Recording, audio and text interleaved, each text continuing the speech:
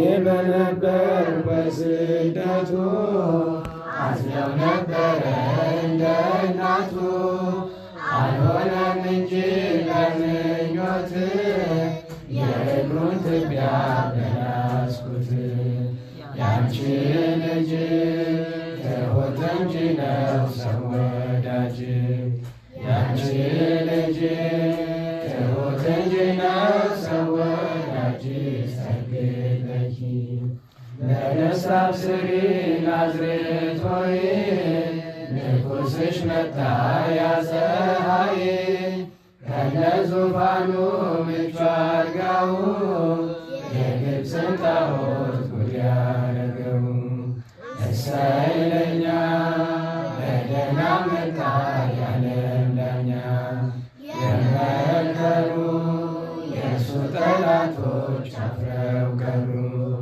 የመከሩ የእሱ ጠላቶች አፍረው ቀሩ ሰግደኪ ቅድስት ድንግል ማርያም እመቤቴ መንግሥተ ሰማይ ሊሆን ቤቴ በኃጢአት ጭቃ ብለወስ ቆሜ ከፊትሽ ስወቀስ አንቺ አማልጅ ከዓለም ንጉሥ ከዓለም ንጉሥ አንቺ አማልጅ ከሰማይ ከምድር ንጉሥ ድንግል ማርያም ሆኜኝ ዋስ ሆኜኝ ዋስ እሰግድ ለኪ ቃልሽ ሲነገር ልስማ ጌታ ሆይ እባክህ ልቤን ክፈተው ልቤን ክፈተው የልድያን ልብ እንደከፈተ ልቤን ክፈተው ልቤን ክፈተው የልድያን ልብ እንደከፈተ በስመ አብ ወወልድ ወመንፈስ ቅዱስ አሐዱ አምላክ። በስመ አብ ወወልድ ወመንፈስ ቅዱስ አሐዱ አምላክ። በስመ አብ ወወልድ ወመንፈስ ቅዱስ አሐዱ አምላክ አሜን። የአባቶቻችን አምላክ የቸርነት ባለቤት ቸሩ እግዚአብሔር ከዚህ ዕለት ከዚህ ሰዓት ያደረሰን ቅዱስ ስሙ የተመሰገነ ይሁን። እንዴት ዋላችሁ? ቸሩ መድኃኔዓለም አምላካችን ለአምላክነቱ እንደሚገባ በድጋሚ ስሙ የተመሰገነ ይሁን። እመቤታችን ወላዲተ አምላክ ንጽሕት ቅድስት ድንግል ማርያም፣ ቅዱስ መስቀል፣ ቅድስት ቤተ ክርስቲያን፣ ወዳጆቹ ቅዱሳን ሁሉ የተመሰገኑ የሆኑ እንኳን አደረሳችሁ። ከንጹሐን በረከት የእመቤታችን ጣዕመ ፍቅሯን ያሳድርብን። ትንቢተ ኢሳይያስ ምዕራፍ 6 ቁጥር 1። ከዚህም በኋላ ንጉሡ ዖዝያን በሞተበት ዓመት እግዚአብሔርን በረዥም እና ከፍ ባለ ዙፋን ላይ ተቀምጦ አየሁት። ምስጋናውም ቤቱን ሞልቶት ነበር። ሱራፌልም በዙሪያው ቆመው ነበር። ለእያንዳንዱም 6 ክንፍ ነበረው። በሁለቱ ክንፎቻቸው ፊታቸውን ይሸፍኑ ነበር። በሁለቱ ክንፎቻቸው እግሮቻቸውን ይሸፍኑ ነበር። በሁለቱም ክንፎቻቸው ይበሩ ነበር። አንዱም ለአንዱ ቅዱስ ቅዱስ ቅዱስ የሰራዊት ጌታ እግዚአብሔር፣ ምድር ሁሉ ከክብሩ ተሞልታለች እያለ ይጮህ ነበር። የመድረኩም መሠረት ከጩኸታቸው ድምፅ የተነሳ ተናወጸ፣ ቤቱንም ጢስ ሞላበት። እኔም ከንፈሮቼ የረከሱብኝ ሰው በመሆኔ ከንፈሮቻቸው በረከሱባቸው ሕዝብ መካከል በመቀመጤ ዓይኖቼ የሰራዊት ጌታ ንጉሡን እግዚአብሔርን ስላዩ ጠፍቻለሁና ወዮልኝ አልኩ። ከሱራፌልም አንዱ ወደ እኔ ተላከ። በእጁም ከመሠዊያው በጉጠት የወሰደው ፍም ነበረ። አፌንም ዳሰሰበትና እነሆ ይህ ከንፈሮችህን ነክቶአል፣ በደልህም ካንተ ተወገደ፣ ኃጢአትህም ተሰረየልህ አለኝ። የጌታንም ድምፅ ማንን እልካለሁ? ማንስ ወደዚያ ሕዝብ ይሄድልናል? ሲል ሰማሁ። እኔም እነሆኝ ጌታዬን ላከኝ አልኩ። እርሱም ሂድ፣ ይህንን ሕዝብ መስማትን ትሰማላችሁ፣ አታስተውሉምም፣ ማየትንም ታያላችሁ፣ አትመለከቱም በላቸው አለኝ። ስለ ቅዱስ ቃሉ ቸሩ እግዚአብሔር የተመሰገነ ይሁን፣ የተመሰገነ ይሁን። ወላዲተ አምላክ በትንቢተ ኢሳይያስ ክፍል 6 ዛሬ እንማራለን። የትምህርታችን ርዕስ አሁን ያነበብነው ኃይለ ቃል ይሆናል። የእግዚአብሔር ዙፋን ወይም መንበረ ጸባኦት የአሸናፊ እግዚአብሔር ዙፋን። በሌላ አነጋገር ደግሞ አባታችን አባ ጊዮርጊስ እመቤታችን ባመሰግንበት አንቀጽ ላይ ጉጠተ እሳት ውዑይ ይላታል። እመቤታችንን የምታቃጥይ አንድም ፍህምን የያዝሽ መልካሚቱ የእሳት ጉጠት አንቺ ነሽ ይላል። ምን ማለቱ እንደሆነ በኋላ እንመለከታለን። ለሁሉም ይህ ኃይለ ቃል ለዛሬ የምናነሳው ኃይለ ቃል ነው። ስለ እግዚአብሔር ዙፋን እነጋገራለን። በኋላ ደግሞ ስለሌላውን ነገር ከሁሉ የሚቀድመው የዕለቱን በዓላት አንስቶ መነጋገር ነው። አንዳንድ ጊዜ ሀሳብ ሲመጣ ጠላት ያዘነጋልና የማታ ለአብነት ተማሪዎች የሚቀርብ ዳቦ ነበረ። ዛሬ 6ኛ ቀኑ ነው።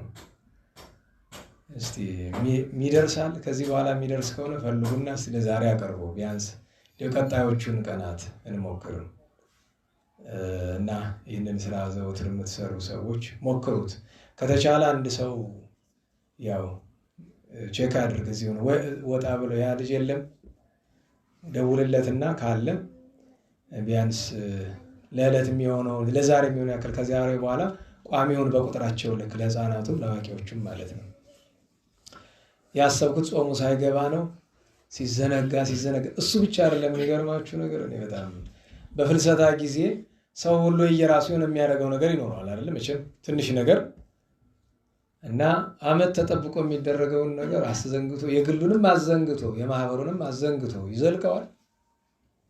እሱስ ክፉ ነው። ይቅር ይበለው እንዳልል እሱንስ ይቅር አይበለው። መድኃኒዓለም የሚደምስ ሰው እንዲያው ይገርመኛል። በቃ የሚገርመው ነገር ጸሎት በጣም በማስተዋል ልትጸልዩት የምትፈልጉት ጸሎት እዚች አንቀጽ ስደርስ እቺ የጌታችን ሕማም የምታወሳ ናት፣ እቺ የእመቤታችን ፍቅር ናት፣ በደንብ ልበላት ብሎ ገና ሳታልቁ የለም ጭንቅላት። ከዛ በኋላ አልቆ አቡነ እያልን መንቃ። ከዛ ባለማስተዋል ማለት አይደለም የሚያስጨንቀው። መጀመሪያ ነገር ብየዋለሁ አላልኩትም ነው ዘልየው ነው እንሰኛል። እና እኔ ይገርመኛል እልኩ እና አንድ ነገር ልንገራችሁ፣ ሰይጣን ሰው አይንቅም።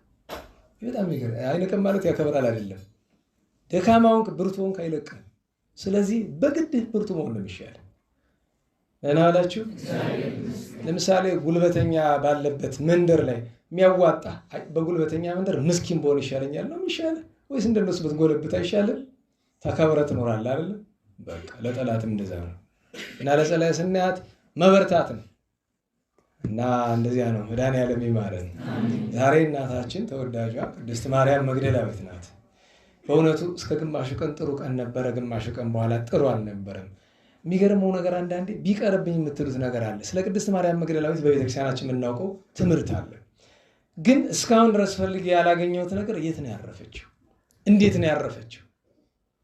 ሰማዕትነቷ የታወቀ ግን እንዴት ነው የት ነው ስፍራው የሚለው እሱን ቼክ ለማድረግ ሳጣ ጊዜ ከሰዎች አገር ሰርቨር ላይ ገብቼ ምን ይሉ ይሆን እነሱ ይብችን ታሪክ ነክ ነገር ሲሆን ምስራቆቹ ምን ይሉ ብያየው እነሱ ላይ ብዙ ፍንጭ አላገኘሁም። ጥሎብኝ ካቶሊኮቹ ምን ይሉ ብዬ ስከፍት የነሱን ገጽ በስመ አብ መድኃኒዓለም። እና ለማግኘት ሁለት ነገር ነው። አንደኛ አይኮኖግራፊያቸውን ማየት ነው፣ ስዕል አድኖውን ማለት ነው። በስዕሉ ስር ዲስክሪፕሽን መግለጫ ካለ። ሁለተኛ ነገር ያመጣልኝ ስዕል የቅድስት ማርያም መግደላዊት ነው ተብሎ የሮም ካቶሊክ ተጠቀምበት። ተውት እንዲያው ማለት እዚህ ተናግሬ ለምን ያምሯችሁን አቆሽሻለሁ? ምን ብትበድላቸው ነው እንደዘርጎ ይሳሏት ማለት? እኔ አንድ ነገር ልንገራቸው። ዓለም አይዛብን ተዋቸው፣ ሌላውን ተውት። ክርስቲያን ነኝ የሚለው ዓለም ዛሬ አይደለም የተበላሸው። ምክንያቱም ይሄ ስዕል ከተሳለ 500 ዓመቱ ነው። ስዕሉን የሳለው ሰው የታወቀ ጣሊያን ውስጥ ያሉ አብዛኞቹ የእምነት ስዕሎችን የሳለ ሰው ነው። ስሙን ብጠራላችሁ የምታውቁት ያሳለ የሚታወቅ ሰው ነው።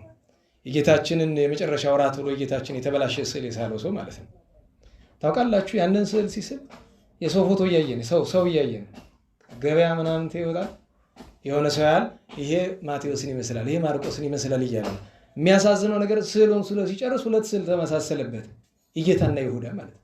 ምክንያቱም አንድን ሰው ነው፣ በአንድ ሰው ምስል ነው ፈጣሪያችንንም ይሁዳ አስቆሮቱንም የሳላቸው። ከዛ በላይ ብዙ አስቀያሚ ነገር አድርጓል።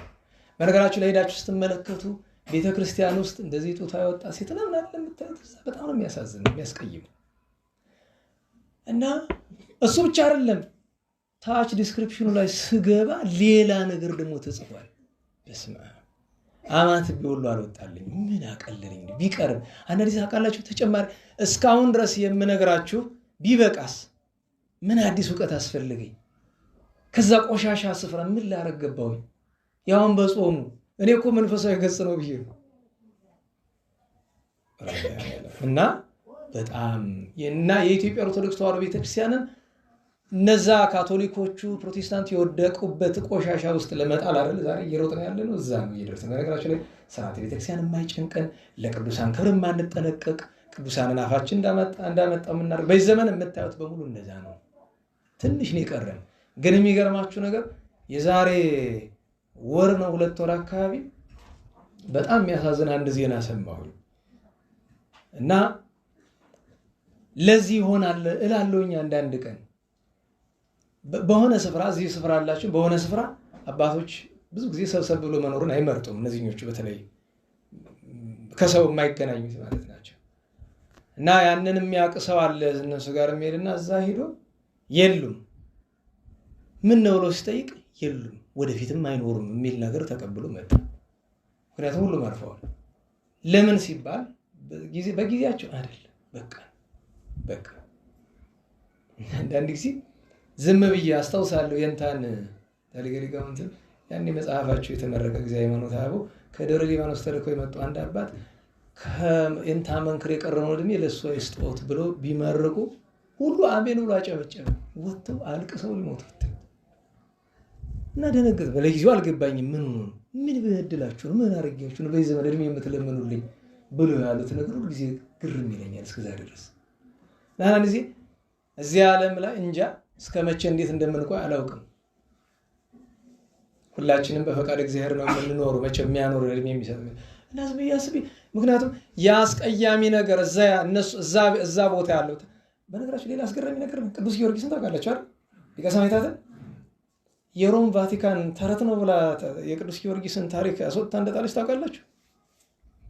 የሮም ቫቲካን ተረት ነው ብላ የብዙ ቅዱሳንን ታሪክ አውጥታለች። ዛሬ አይደለም ዘመናት አልፈዋል። አብዛኛው የነሱ የእምነት ተከታይ በየዋህነት በምናምን ሲያደርገው ታዩት ይሆናል እንጂ ቅዱስ ጊዮርጊስን እንደ ሰማዕት እንደ ቅዱስ አታምንም። ሚት ይሄላ አይደለም እንደ ሌጀንድ ነው ብላ ከቅዱሳን ስም ዝርዝር አስወጣዋለች። አሁን ያላትን አቋም አላውቅም። በታሪክ ግን እንደዚህ አይነት ታሪክ አላት። ይሄን ያደረገው የሮም ፖፕ ስሙ ይታወቃል። የአንደኛው ዓለም ጦርነት አካባቢ የነበረ ሰው ከ100 ዓመት በፊት ማለት ነው። ነገኛ ምክንያቱም ነገ የሚጠብቀን እሱ ነው። በነገራችን ላይ እንድታውቁት የኢትዮጵያ ኦርቶዶክስ ተዋሕዶ ቤተክርስቲያን አብዛኛውን ቅዱሳን አወጥተው ለመጣል የተዘጋጁ ሰዎች አሉ። ቤተክርስቲያኗን መውረስ ሲባል ሰማላችሁ። ተዋሕዶ ምንድን ነው የሚፈልገው? መውረስ ነው አይደለም? ሲወርሱ ምንም ነው የሚወርሱት? መዋቅሩን አይደለም? መዋቅሩን ከወረሱ በኋላ ከሚደረጉ ነገሮች መካከል አንዱ እሱ እና ትንሽ ይከብዳል። በነገራችን ላይ ስትናገር የተቀረጸው ነው አንዳንድ ካቶሊክ ሐሰት ነው ምናምን ነው የሚላቸው። ሄድና ገባና ጉግል አድርገው ምን አስጨነቀ? እና በጣም ለኛ ነው ለነሱ አይደለም። ነው ያፈቀዳቸውን ቢያደርጉ ነው እግዚአብሔር ለሚጠይቃቸው ነው ይመል። እና ዛሬ ግን አይደለም የብልሽት የመጣ በጣም ቆይቷል። በጣም ብዙ መቶዎች ዓመታት ቆይቷል። ደጋግሜ የምነግራችሁ ነገር አለ አይደለም? በወርልድ ሂስትሪ ላይ ዳርክ ኤጅ የሚባል አለ አይደል? የሚገርማችሁ ነገር ክርስቲያኑ ነው በየዩኒቨርሲቲ ያለው ኦርቶዶክስ ነኝ ብሎ በየዩኒቨርሲቲ ሂስትሪ ታሪክ የሚያስተምሩ ሰዎች አሉ። እነሱ ሲያስተምሩ ዳርክ ኤጅ ብሎ ነው የሚያስተምሩ። ቻሌንጅ ማድረገው ከቻለ ዳርክ ኤጅ ምን ማለት ነው? ጨለማ ዘመን ነው አይደል? ጨለማ ዘመን የሚሉት ምን ነው? ክርስቲያን የነበሩበትን ዘመን እኮ ነው። እስከ 15ኛው ክፍለ ዘመን በዚህ በእነሱ የዚህ የኢንላይትመንት መነሻ ከሚያደርጓቸው ሰዎች መካከል መሳሰል ነጋሊሊዮ ታውቃላችሁ አይደል? ነጋሊሊዮ ነኮፐርኒከስ ምናምን አሉ አይደል? 15ኛው ክፍለ ዘመን መጨረሻ አካባቢ ልብ በሉ። እስከዛ ዘመን ድረስ ያለው እስከ 14ኛው እስከ 15ኛው መቶ ክፍለ ዘመን ድረስ ያለው ዳርክ ኤጅ የሚባል እኮ ሌላ ነው አይደለም። ጨለማነቱ ክርስቲያን ስለነበሩበት ነው። ዘይት ነግራችሁ የለ ክርስትናን ጠልተው ለማጥፋት ፈልገው ስላልሆነ የነበራቸው አማራጭ ምንድነው? ክርስትና የሚመስል ክርስትናን የሚያጠፋ ሴክት መመስረት ነው። እሱ ምን ይባላል? ፕሮቴስታንቲዝም ማለት። አንድ ሰው እንዴት ፕሮቴስት የሚባል ነገር እምነት አለ? ተቃውሞ የሚባል እምነት አለ? እንዴት ዋላችሁ? ተቃውሞ የሚባል እምነት አለ? እንዴት ዋላችሁ? ሰው በሚያመልከው አካል ይጠራል እንጂ የተቃውሞ እምነት አለ እንዴ? እግልን መቃወም እንዴት እምነት? በነገራችሁ ላይ እስልምናን መቃወም እምነት ይሆናል? ነገሩኝ እንጂ ቡዲዝምን መቃወም እምነት ይሆናል? አይሆንም እኮ። ክርስትናን መቃወም እምነት አይደለም። ሰው የሚያምነውን ነገር ነው እንጂ መያዝ ያለበት። ፕሮቴስታንት ብሎ እምነት አለ? ለዚያ ነው በ16ኛው ክፍለ ዘመን የተነሱት እነዚያ ሁለት ሾዎች በአውሮፓ ውስጥ የነበሩት። አንዱን ታውቁታላችሁ፣ ማርቲን ሉተር፣ ሌላኛው ደግሞ ሁለተኛው ሾው ነበረ። እነዚህ ሰዎች ክርስትናን መወጊያ መሳሪያ። ምክንያቱም እነዚህ ሰዎች አይደለም አሁን ሰው አንዳንድ ነገር አይገባንም። በነገራችን እንዴት ዋላችሁ? አንዳንድ ግለሰቦች አሉ አይደለም የሆነ አደባባይ ወጥተው የሆነ ነገር የሚያደርጉ ሰው እነሱን ነው ከጀርባ ያለውን አካል ያን የሚያስደርጋቸው። ለምሳሌ ከማርቲን ሉተር ጀርባ የጀርመን አሁን ጀርመን የምትባለው ሀገር በዛ ጊዜ አሁን እንደምናውቃት አይነት አይደለችም፣ ግን እዛ የነበሩ ሰዎች ናቸው። እዛ የነበሩ ስውር ኃይል አለ እንትን ሲባል ትሰማላችሁ። ዲፕ ስቴት ምናምን ሲባል ይቅርበል ከሁሉም የላችሁበትም። እሺ ለሁሉም እንጸልይ ለሀገራችን ሌላ አይደለም። እንዲያውም ቅድም አንድ ጥሩ ጽሑፍ አየሁ። ሴትዮቱ በአንዳንድ አቋም ማለት ስላትለኝም ግን እንጸልይባቸው የሚል ቤተክርስቲያን የሚያጠፉትን ሰዎች እንጸልይባቸው፣ ጠላቶቻችሁን ውደዱ፣ ለእነሱ አይሰራም ብላ ጽፋለች። እውነቷን ነው። ለምን ስትባል መልሱ ምን አለች? ሰዎች ቢሆኑ ነበረ። እኔ ሰዎች አይደሉም፣ ሰይጣኖች ናቸው። ለሰይጣን ምሕረት አይለመንም፣ አጥፋው ነው የሚባል። እውነቷን ነው። እንደዚህ ደፈረ የምትናገር አንዲት ሴት ነው ያለች። በነገራችሁ ኢትዮጵያ ውስጥ አንዲት ሴት ነው የማውቀው። ታውቋት ይሆናል። ዶክተር ናት። ያው አንዳንድ ጊዜ እንዲያ ትላለች እንጂ ጥሩ ጎበዝ ናት። አደንቃ በጣም አክባሪዋ ነኝ። በአንድ ጉዳይ ትንሽ ያው መቼም የማያስማሙ ነገሮች ሊኖሩ ቢችሉም ማለት ነው። እግዚአብሔር ልቦና ይስጥልህ ሁላችን። ወደ ታሪካችን እንምጣ። ለዛ ነው ስለከፈ። ምክንያቱም ሰውነን ይከፋል፣ ያስቀይማል። ቅዱሳን ላይ እንደዚህ ያለ ነገር ስንመለከት ለምን ሌላ ገጹ ስላልተገባ ነው እንጂ እመቤታችን ጌታችን ላይ የሚነገረው የተጻፈውን ነገር ብትመለከቱ ቴዎሎጂ ይላል ሰው። ታዲያ ቴዎሎጂ ምናምን ዩኒቨርሲቲ ኮሌጅ ገብተህ የእመቤታችን ፍቅር የክርስቶስ ፍቅር ይዘህ ልትወጣ ይሄ ሁሉ ጽሑፍ የሁሉ ነገር የሚመጣ በነገራችሁ ላይ ልነግራችሁ የማልፈልግ ይሄ ሁሉ ቀፋፊ ነገር በቅዱሳን ላይ የሚጻፍ በምን መንገድ ነው? ጥናት አጥንተም እንደሚያደርጉ ታውቃላችሁ። እንኳን ቅዱሳንን አልኳችሁ። ዛሬ ቴዎሎጂ የሚባለው በዓለም አቀፍ ደረጃ የደረሰበት ደረጃ ቅዱሳንን አይደለም ገድላትን አይደለም መጽሐፍ ቅዱስ ውስጥ የትኛውን መቀበል አለብን የለብንም የሚል ፍረጃ ውስጥ ተገብቷል። ከነዚህ መካከል ለምሳሌ አሁን ማርያም መግደላዊት ምን ይላሉ? እሷ ትክክለኛ የሂስቶሪካል ፊገር ናት ብሎ የአንዱን ቅዱስ መጽሐፍ ቅዱስ ይሰራል። ይሄ ሚት ነው፣ ሌጀንድ መጽሐፍ ቅዱስ ውስጥ ማለት ነው። ይሄ ነው መጨረሻው። በነገራችሁ ላይ ቴዎሎጂ መጨረሻው ይሄ ነው። የቴዎሎጂ መጨረሻ ቴዎሎጂ ስላችሁ ስለ ቃሉ አይደለም። በዚህ ዘመን ቴዎሎጂ እየተባለ በዓለም ላይ የሚካሄደው 99.9% ከክርስቶስ ጋር ለማጣላት የሚካሄድበት ጎዳና ነው። ይህን ሲሰሙ እንግዲህ ሲሳደቡ ነው የሚከርሙ። እሱ መብታቸው ነው። ግን እንዴት ዋላችሁ? በዚህ ዘመን ቴዎሎጂ ከሚባል ዩኒቨርሲቲ ኮሌጅ የወጣ ቅድስና ያለው ሰው የምታውቁት አለ? ከባድ ነው። እና ስለ እናታችን ቅድስት ማርያም መግደላዊት ጥቂት ነገር እንነጋገር። ቅድስት ማርያም መግደላዊት የመጀመሪያ ኑሮዋ ከባድ ነበር፣ ጥሩ አልነበረም። ምንም በቤተ እስራኤል ታውቃላችሁ። መግደላዊት የምትባልበት ምክንያት መግደሎን የሚባል ሀገር አለ በሰሜን እስራኤል መግደሎን አለ። እዛ ተወልዳ ያደገችው መልከ መልካም ነበረች። በማይሆን ግብር በኃጢአት ግብር ስለኖረች በዚያ ምክንያት አጋንንት አድሮባት እንተ ምንያ አውፃ እግዚእነ 7 አጋንንት ይላል አይደል? 7 አጋንንት ማለት ፍጹም በደል የሚያሰሯት አጋንንት አድረውባት በኃጢአት የምትኖር ነበረች። ጌታችን በሚያስተምርበት ጊዜ ትምህርቱን ሰምታ ከእግሩ ወድቃ አድኗት ከጠላት ኃይል አላቋት እርሱን የምታመልክ የምታገለግል ሆናለች።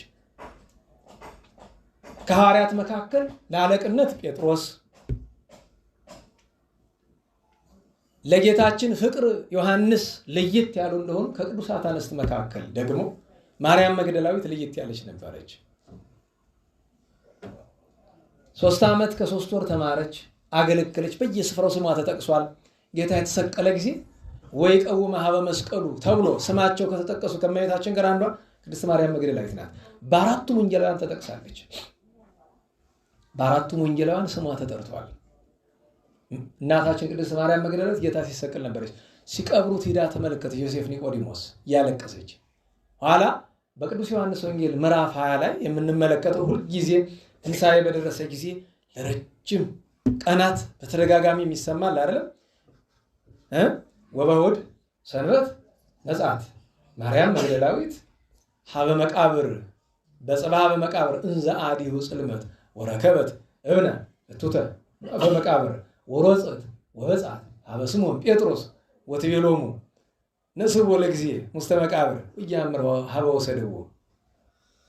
ገና ሳይነጋ ሌሎች ቅዱሳት አንስት ጋር ድጋሚ ሄዳለች። የመጀመሪያ ግን ሌላ ገና ሳይነጋ ጨለማ ሳለ ሽቱ ይዛ የጌታን ክቡር ሥጋ እንደ ልማደ አይሁድ ልትቀባ ሄደች። ይቺ ቅድስት እናት ለአንዲት ሴት በዛ ወራት ክርስቶስን ያመለከ ሁሉ ይገደል በተባለበት እሱ ተከታይ ሁሉ ይገደል ተብሎ ቅዱሳን ሐዋርያት ሁሉ ፈርተው በር በዘጉበት ሰዓት አንዲት ሴት በጨለማ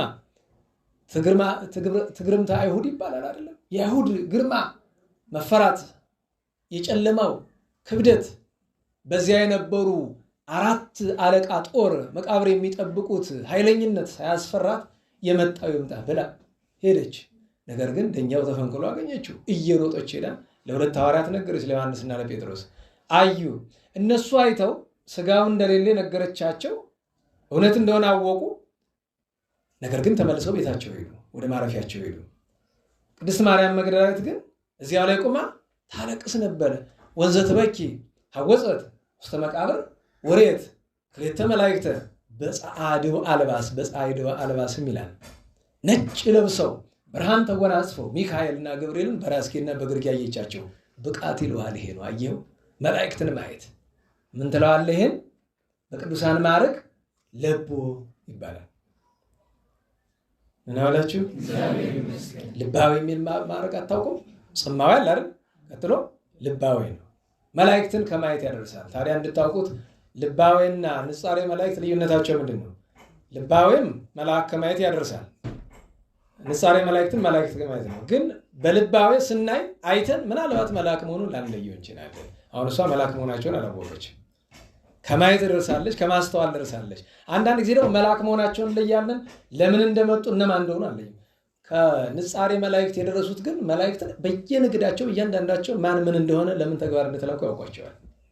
ያ የመጨረሻው ንጻ ልቡና ስለሆነ ማለት ነው። የንጻ ልቡና መሰረቱ ማንሻው እሱ ነው። መላእክትን አየች፣ ግን መላእክት መሆናቸውን አላወቀችም።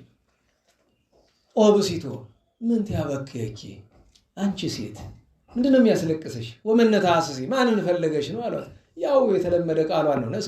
ነስብሖ ለእግዚእ ጌታዬን ወሰዱት። ምን አለች? አልመለሱላትም። ለምን? ወዲያውኑ ሰገዱ። ምክንያቱም ከእርሷ በኋላ ባለቤቱ ቁሞ ነበር መድኃኔዓለም ቸሩ። ወደ ሰገዱበት አቅጣጫ ዞር ስትል ጌታችን አየችው። በሐዘን ተውጣለችና መለየት አልቻለች እሱ መሆኑን እና እሱም ጠየቃት። ምንድን ነው የሚያስለቅስሽ? ምን ሆነሽ ነው ብሎ አላት። ያንኑ ቃል ደገመችለት። ተናግራው የሐዘንተኛ አይኑ ባካና ነውና አንድም ፈጥኖ ባይመልስላት ፊቷን ወደ መላእክቱ አዞረች። እንደገና መልሳ ለምን ጠይቃቸው ወይም ነግራቸው ሐዘኗን አልመለሱላትም። ያን ጊዜ ወይ ቤላ ማርያም ጥንት በምታውቀው በአምላካዊ ቃሉ በአምላካዊ ልሳኑ ማርያም ብሎ ጠራት። ያን ጊዜ አወቀችው።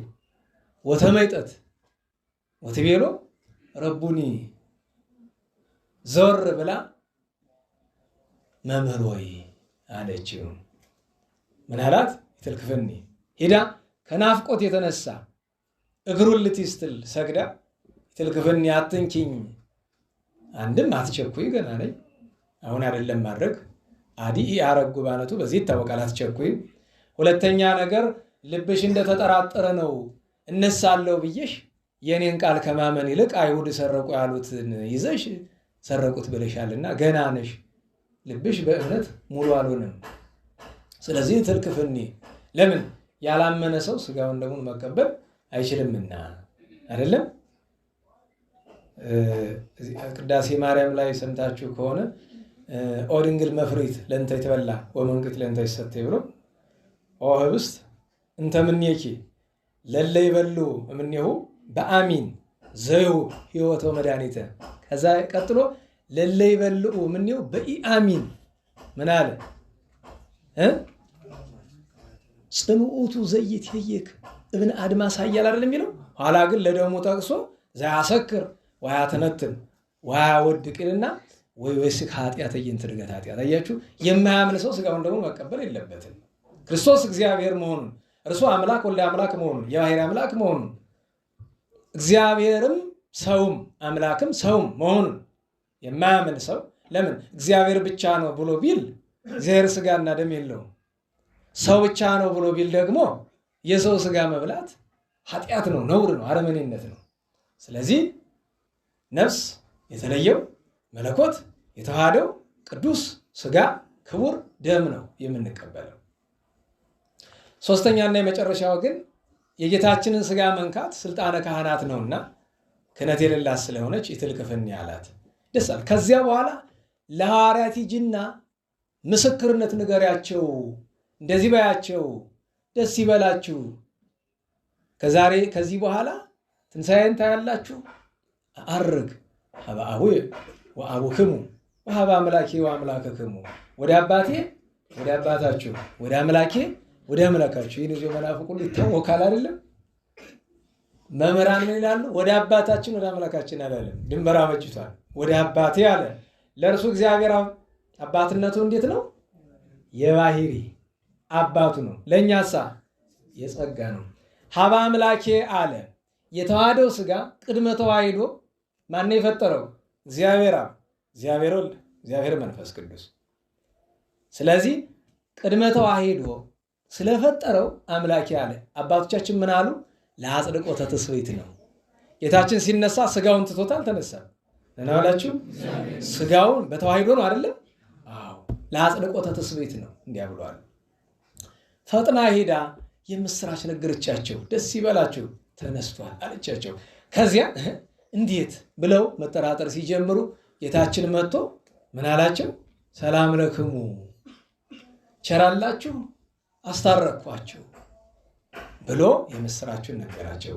ከዚያ በኋላ 40 ቀን መጽሐፈ ኪዳንን ሲማሩ እዚህ በፊት ሰምታችሁ ይሆናል። ትምህርት ደህና ዋላችሁ። ትምህርተ ኅቡዓትና ኪዳንን ጌታችን ለደቀ መዛሙርቱ ሲያስተምራቸው የጠየቁ ሳሮችን ወደዚህ ብታደርጓቸው እኮ ይቀላል። ይኸው ክፍት ቦታ አለ። ምክንያቱም ወደ እሱ ተጋበሉ ልጆች፣ መቼም ምክንያት አታጡ። እንደ በቀደሞቹ እንዳትሆኑ። ደግሞ በነገራችሁ ለቀደም ካስወጣኋቸው በኋላ ጥሩ ነገር አልተሰማኝም። ያው መቼም አንዳንዴ ከምንረበሽ ብዬ ነው እንጂ አንዳንድ ጊዜ የተደረገው ነገር ትክክል ሆነም አልሆነም የሚወቅሳችሁ ኃይለ ቃል አታጡም አይደል? መጽሐፍ ምን አለ? ሕፃናት ወደ እኔ ይመጡ ዘንድ እና የሚገስጽ ኃይለ ቃል አናጣም። ችግር ነው። በነገራችሁ ላይ እንኳን ይቅርና እናንተን ተቆጥተን ዘልፈን ደስታ የሚፈጥር ነገር እንዳይመስላችሁ። ዕዳ በደል ነው። ምን ሊያደርግ ማስተማር በዚህ ዘመን እንዴት ዋላችሁ? እና ትምህርተ ኅቡዓትን መጽሐፈ ኪዳንን ጌታችን እንዲያስተምር ከጠይቁት መካከል ዋና ተጠቃሾቹ ቅዱሳት አንስት ናቸው። እነዚህም ሜልቴዲና ቤርዜሊ እና ማርያም መግደላዊት ናቸው ይባላል። ቅድስት ማርያም መግደላዊት ናት። አንተ የምታርቅ ከሆነ ቤተክርስቲያን በምን ትተዳደር ጌታዬ? ኧረ ስርዓት ስራልን ብላ ስርዓት አዋቂ ናት። እና ይህንን አብነት አድርገው በ40 ቀን ጌታችን ባርኳቸው አረገ። በ50ኛው ቀን መንፈስ ቅዱስ ሲወርድ ቅድስት ማርያም መግደላዊት ተቀበለች። እግዚአብሔር ቋንቋ ገለጠላት። ከዚያ አስተውላችሁ ከሆነ ግብረ ሐዋርያት ምዕራፍ 6 ላይ አገልግሎቱ እውክ ሲል በአንዳንድ መቼም ከአሕዛብ ምድር በመጡ ሴቶችና እዚያው እስራኤል በነበሩ ሴቶች መካከል ሁከት ተነስቶ እያለ ሐዋርያት ጉባኤ አድርገው እኛ እኮ የእግዚአብሔር ቃል ስለ እናንተ እንጀራ ስለ ማዕድ እኮ እኛ ልንነጋገር አይገባንም። ስለዚህ ለዚህ ጉዳይ እናንተን 8000 ማህበር የሚመሩ 7 ሰዎችን ከእናንተ መረጡ ተብሎ 7 ምኖች ተመረጡ። ቅዱሳን ዲያቆናት ተመረጡ አይደል? ቅዱስ እስጢፋኖስ መሪ ሆኖ በዚህ ወቅት መጽሐፍ ቅዱስ ላይ ስላልተጻፈ እንጂ ቅዱስ እስጢፋኖስ ሊቀ ዲያቆናት ሲሾም ከቅዱሳት አንስትም እንደዚሁ 7 ዲያቆናውያት ሴቶች ተመርጠው እንደነ ዲዮኒስ ያሉ የነሱ ሰብሳቢ ሆና እግዝእትወ ለአንስት ሊቀ ዲያቆናዊት ከመባል ይልቅ እግዝእትወ ለአንስት የሴቶች የቅዱሳት አንስት እመቤት ወይም ኃላፊ ሆና የተሾመች ቅዱስ እስጢፋኖስ 8000 ሲመራ ከሱ ስር ሆና ሴቶችን የምትመራ የነበረች እሷ ናት። ኋላ እንደገና ሐዋርያት መንፈስ ቅዱስን ጠየቁ። ሰው ናቸውና በ2 ቀንም በሉ በ3 ቀንም በ40 ቀንም በሉ ሊመገቡ ሲሉ ምግብ ያስፈልጋል። ምድራዊ ምግብ ማን ይስራ ተብሎ መንፈስ ቅዱስ ማንን መረጠ? ቅድስት ማርያም መግደላዊትን። የዚህ ማዕረግ መገለጫ ዮሐንስና ጴጥሮስ በመጨረሻ ሐዋርያት ተበትነው በአንድነት ማህበር መቁረስ ካቆሙ በኋላ እየተከተለች በማስተማር ብቻ ሴቶችን በማስተማር ታግዛለች። እንደገና ዮሐንስ ወልደ ነጎድጓድን በእስያ ቅዱስ ጴጥሮስን በሮሜ ያገልግላለች ይባላል። እዚህ በፊት ነግሬያችኋለሁ። ዛሬ ጸሪቀ መበለት ተብሎ እሑድ የሚደረገው ነገር ማንሻው እሷ ናት ይባላል አይደለም? ነናዋላችሁ ሐዋርያት መከራ ከደረሰባቸው በኋላ የሚመገቡት ስለማያገኙ እየለመነች ነበረ የምታዘጋጅላቸው ይባላል ቅድስቲቱ እናት። እና ለክብሯ መገለጫ መንፈስ ቅዱስ ተጎድታ ስለነበረ በጣም አካሏ ተጎድቶ ስለነበረ በአገልግሎት በሁሉ ነገር እንግዲህ ጾሙ ጸሎቱ ምንም ጨመራችሁ አሰቡት። በጣም ተጎድቶ ስለነበረ አንድ ቀን ማዕድ ተመግበው ያተረፉትን መንፈስ ቅዱስ መልአከ እግዚአብሔር ልኮ ወሰደው። በሚቀጥለው ቀን ያንኑ እያሟላ መጥቶላቸው እንዲያ የበረከት ማዕድ ብዙ ጊዜ አጋፔ ሲባል ትሰማላችሁ አይደለም? እኛ ቋንቋ አይደለም ግን እንግዲህ ማዕደ ፍቅር ማዕደ በረከት ይባላል አይደል? እንዴት ዋላችሁ? ማዕደ ሰላም ይባላል። የፍቅር አንድነት ማዕድ አባቶቻችን ቅዱሳን ሐዋርያት እንደዚያ ነበረ ኑሯቸው። ደስ ነበር እና ስታገለግል ኑራ ብዙ መከራ በተለይ አይሁድ ሰዎች ንስሐ ከገቡ በኋላ የትናንት ኃጢአታቸውን ማዘከር የመንፈሳዊ ሰው ስራ አይደለም። ነናዋላችሁ ሰዎች ታውቃላችሁ እኛ ብዙዎቻችን እኔን ጨምሮላችን በትናንቱ የሆነን ሰው ለማሸማቀቅ መሞከር ከባድ ነው። ንስሐ ከገባ ሰውን ትናንቱን እንኳን ማዘከር ከተገባ የትናንቱን ነገሩን ካልተወ ነው። አሁንም እንደ ትናንቱ ከሆነ እየኖረ ያለ ተው እንጂ ያሰኛል። አለያ ትናንት እኮ እንዲህ የነበረው ነው ማለት ከባድ። በእርግጥ በዚህ ዘመን ዘፋኝ የነበሩ አርቲስት ናምት የሚባሉ የነበሩ ሰዎችን ቤተክርስቲያን ያመጧቸውና ንስሐ ላይ ያስገቧቸው መስሎና አመጣው መድረኩ ላይ ያስቀምጧቸዋል። እሱን እንቃወማለን። አንድን ሰው ዘፋኝነቱን ሳይተው ወደ ቤተክርስቲያን ጨርሶ ማታመጣው መጀመሪያ ነገር። በነገራችን ላይ ዘፋን ቤተክርስቲያን መምጣት አይችልም አይደለም። ነገር ግን ዘፈኑን ለመተው ካልሆነ በቀር ትናንትና በቀደም ነግራችኋል አይደል? ኃጥአን ቤተክርስቲያን የማን ብቻ ናት ብለናል? የቅዱሳን ብቻ አይደለም? አልሰማችሁኝ? ነገሩ እንጂ ቤተክርስቲያን የማን ብቻ ማደሪያ ናት? የቅዱሳን ብቻ ናት። ታዲያ ኃጥአን ቤተክርስቲያን እንዳይመጡ ይከለከሉ አይከለከሉም። ነገር ግን መምጣት ያለባቸው ምን ለመሆን ነው? ለመቀደስ ነው። ለመቀደስ ደግሞ ከነዛው ያንኮተታቸውን አይ ኃጢአቱንም እፈልገዋለሁ ቤተክርስቲያንን እፈልጋታለሁ ማለት አይቻልም። ከተውን እንዲያ ነው እየተደረገ ያለው ነገር። ያ ደግሞ መጥፎ ነገር ለትውልዱ ማይሆን ማስታወቂያ ሲሰሩ የኖሩ ሰዎችን ኃጢአት የሆነውን ተግባር ሲያስተምሩ ሲያለማምዱ የኖሩ ሰዎችን ከነዛው ግብራቸው ቤተክርስቲያን አምጥተስታመጣ ለትውልዱ ምን ለመንገር ነው። ያነሱ የሚያደርጉት ነገር ጥሩ ነው ምሳላቸው። አንድም ይሄ ቤተክርስቲያን እድሜ ልኩ እንደይ ሲጠና የኖረውን መድረክ ሳሰጠው እነዛ ሰጣቸው አሃ መድረክ ለማግኘት ዘፋኝ ሆኜ ኃጢአት ሰርቼ ለልብ ሆኜ መምጣት አለብኝ ማለት ነው። ዝነኛ ሆኜ ካልመጣሁኝ መድረኩ አይሰጠኝም ማለት ነው እኮ። ትርጉሙ እኮ እንደሱ ነው። በነገራችሁ ላይ በመጀመሪያ ደረጃ መድረክ የካህናት ነው። ደጋግሜ ተናግሬያለሁ። ክህነት የሌለው ሰው ወደ ምሕረት አይወጣም። ነናዋላችሁ እግዚአብሔር ይመስገን። እንዴት ዋላችሁ? እግዚአብሔር ይመስገን። መድረክ ውስጥ ተመለከቱት። ከፍ ያለ ነው አይደለም? ንገሩኝ። ለምን ይመስላችኋል ከፍ ያለ? ሰውየው በደንብ እንድታይ መስሎ ነው። እስቲ እንደ ቤተክርስቲያንን ተመልከቷት። ለምሳሌ ከአጸዱ አውደ ምሕረቱ ከፍ ይላል አይልም? ተናገሩ። ከአውደ ምሕረቱ ቅኔ ማህሌት ከፍ ይላል አይልም? ከቅኔ ማህሌት ቅድስት ከፍ ይላል አይልም? ከዚያ ቀጥሎ መቅደሱ አይደለም? ከመቅደሱ መንበሩ ከፍ አይልም? ለምን ይመስላል? ማርግ እኮ ነው። አየህ ለመሳለም ልትወጣ ትችላለች። ሰው በተሰበሰበበት መካከል እዛ ስትወጣ እንደምትበልጥ ለራስ መንገር ነው። ከዛ ካለው የምበልጥ ነኝ። በምን ነው የምትበልጠው? ካህን የሆነ እንደሆነ በክህነቱ ይበልጣል። ዲያቆን የሆነ እንደሆነ እንደማረጉ እንደደረጃ ይሆናል። ክህነት የሌለው ሰው አውደ ምሕረት ምንድነው የሚያደርግ? በተለይ ስነት ተማሪዎች እኔ እዚህ ስነት ተማሪ የሚማር ሰው እንኳን በዚህ ሰዓት አይኖሩም። እነሱ ግን ተናግር ያለው የሚሰሙ ከሆነ ጠላት ጨርሶ ሰብል ሳያደርጋቸው አዝመራው ሳያደርጋቸው ቢጠነቀቁ ጥሩ ነው። ጨርሶ አዝመራ ሊያደርጋቸው ነው። ምክንያቱም ከተመደመደ ከተዘራ በኋላ ስር ከሰደደ በኋላ ይበቅላል፣ ግንድ ቅጠል ያወጣል፣ አበባ ፍሬ ያወጣል። ከዛ በኋላ ጭራቅ ማለት ነው። እዚያ በኋላ እና የጠላትን ነገር ገና ከስሩ በትንሹ ነው መንቀል። አይታችሁ ከሆነ ለምሳሌ ዋርካ ታውቃላችሁ አይደል? ገና እንደተተከለ በአመቱ በ6 ወሩ መንቀል ቢፈልጉ እነዚህ ህፃኖች አይነቅሉትም? ተናገሩ እንጂ። ካደገ በኋላስ ችግርም እንደዛ ነው፣ መከራም እንደዛ ነው፣ ስራ ጥሰትም እንደዛ ነው። እግዚአብሔር የእናታችን የቅድስት ማርያም መግደላዊትን በረከት ያሳድርብን። ሰዓቱ ይባል። ሌላኛዋ እናታችን ዛሬ ዓመታዊ በዓሏ ያከበርናት ቅድስት ኢየሉጣ ናት። ባለጸጋ ነበረች። በቂሳርያ ቀጰዶቅያ ቅዱስ ባስልዮስ በመንበረ ጵጵስናው እያለ ዝናዋን ሰምቶ በጣም አድንቋታል። ስሟንም በግጻዊ እንዲጻፍ ያደረገ እሱ ነው። ሀብታም ነበረች፣ ባለጠጋ፣ በድንግልና የምትኖር ገና ወጣት ናት። ወላጆቿ ያወረሷትን ንብረት ጣዖት የሚያመልክ ሰው ወሰደባት፣ በግፍ ቀማት። ለዳኛ ልትከስ ስትል ሄዳ አስቀድሞ ለዳኛው ምን አላት? እቺ ልትከስ የምትመጣው ክርስቲያን ናት አለ። እያችሁት ክርስቲያንነት በራሱ ወንጀል ነበረ። ዛሬም እንኳን ታውቁታላችሁ አይደል? ክርስቲያን ነኝ ማለት ወንጀል ነው። ዛሬም እኮ የትም ስፍራ ክርስቲያን ነኝና ደግሞ ሌላ የምታውቁት አንድ የሆነ ስም አለ ደግሞ እሱን ሁለቱን ማለት ኦርቶዶክስ ነኝና የሆነ ስም ከጠራ ወንጀለኛ ነው። ራሱ ወንጀሉ ነው። መጥራት ያስፈልገኝ ይገባችኋል። በቃ ነኝ ካል ካበቃለን። አገር ውስጥ ብቻ አይደለም የትም ብትሄዱ ዜና ሲሰራ ያስገርማችሁ። የሆነ ቦታ 3 ሰው ተገደለ፣ ጠቅላላ ዜና ይሆናል። በእኛ አካባቢ የሆነ እንደሆነስ ምንም ጭራሽ አምነስቲ በለው ሂውማን ራይትስ ዎች በለው ዩናይትድ ኔሽን በለው ሌላ የተቀራቅሙ አንድ ሰው ሞተ፣ የሆነ በጎርፍ አንድ ሰው ተወሰደ ተብሎ ዓለም ዜና። የኛ ሞት ኦርቶዶክስ ከሆንክና ያ ደግሞ የምታውቁት ሁለተኛውን እሱን ከሆንክ ሞት ለዜናነት እንኳን አይበቃም። ኋላ ወደ ቤቷ ተመለሰችና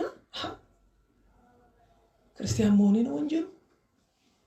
ታዲያ ይሄ ምድራዊ ገንዘብ አሁንስ ተከራክሬ ባስመልሰው ሌላ ስነገ ይቀማኝ የለ ሰው የማይቀማው ንብረት ምን አለ ብላ ስታስብ መንግሥተ ሰማያት ክርስቶስ መድኃኔዓለም።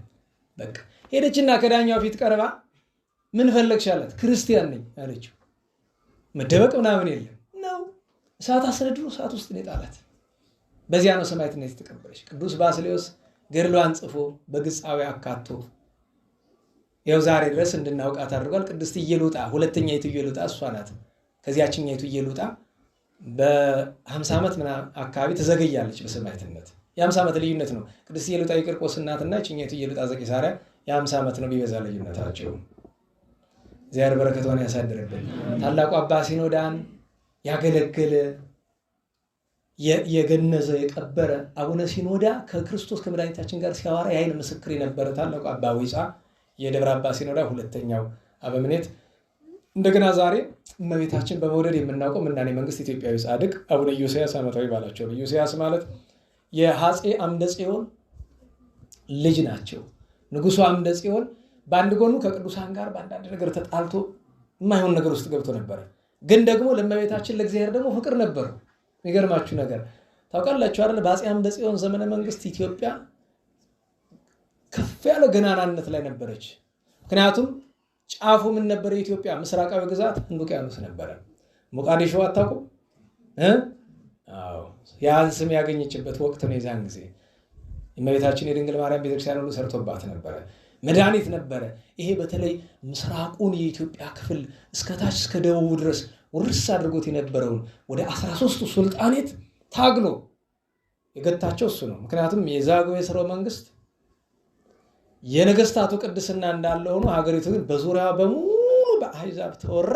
ሀገሪቱ ሞላላ ቅርጽ ይዛ ነበር። ነገራችሁ ላይ በአራት አቅጣጫ እንደዚህ ተወራ ነበር። ነገስታቱ ወደ ቅድስና ስለሆነ የሚያደሉት፣ በዚያ ላይም ደግሞ በእርግጥ ጦርነት ደግሞ ሲበዛ ከባድ ነው። ተለይ ቅድስና ለሚመርጡት አባቶች ያንን ክብሯን የመለሰው የነበረውን የኢትዮጵያ ነገር በመጠኑም ቢሆን የመለሰው አምደ ጽዮን።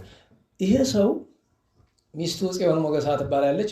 ከሷ ዘንድ የወለደው የመጀመሪያ ልጁ መራሴ መንግስት ኢዮስያስ ነው። ኢዮስያስ ብላ ስም ያወጣች እመቤታችን ድንግል ማርያም። ጥር 6 ቀን የተወለዱት ጻድቁ የተወለዱ ቀን እመቤታችን መታ ከአራስነት አቅፋ ተሳልማ ትንቢት ተናግራ ስማ ወጥታ ሄዳለች። በ40 ቀናቸው ክርስትና ሲነሱ ክርስትና አባቱ ነው ያነሷቸው። ታላቁ አባት ገብረ ናዝራዊ ናቸው። ደገኛው ጻድቅ የክርስትና አባታቸው። ከዚያ በኋላ አድገው መንግስቱ ረስ ሲባሉ እምቢ ብለው ጠፍተው፣ የሚገርመው ነገር በዘመናቸው ከእጃቸው የማይለዩት መቋሚያ ነበረቻቸው። ያቺ መቋሚያ የማን መቋሚያ ናት? የአቡነ ተክለ ሃይማኖት። አቡነ ተክለ ሃይማኖት ለማን ሰጥቷቸዋል? ለአቡነ መጸሎተ ሚካኤል። አቡነ መጸሎተ ሚካኤል ለማን ሰጡ? ለአቡነ ኢዮስያስ። በዚያች ባህር ሲያገኙ የሚከፍሉ እመቤታችን ናት እንዲቀበሉ ያደረገች። አቡነ በጸሎተ ሚካኤል እንዲሰጧቸው ያደረገች። ባህር ሲያገኙ ባህሩ የሚከፍሉ በዚያ ነው። ሙታንን ሲያገኙ በዚያ በትር ነው።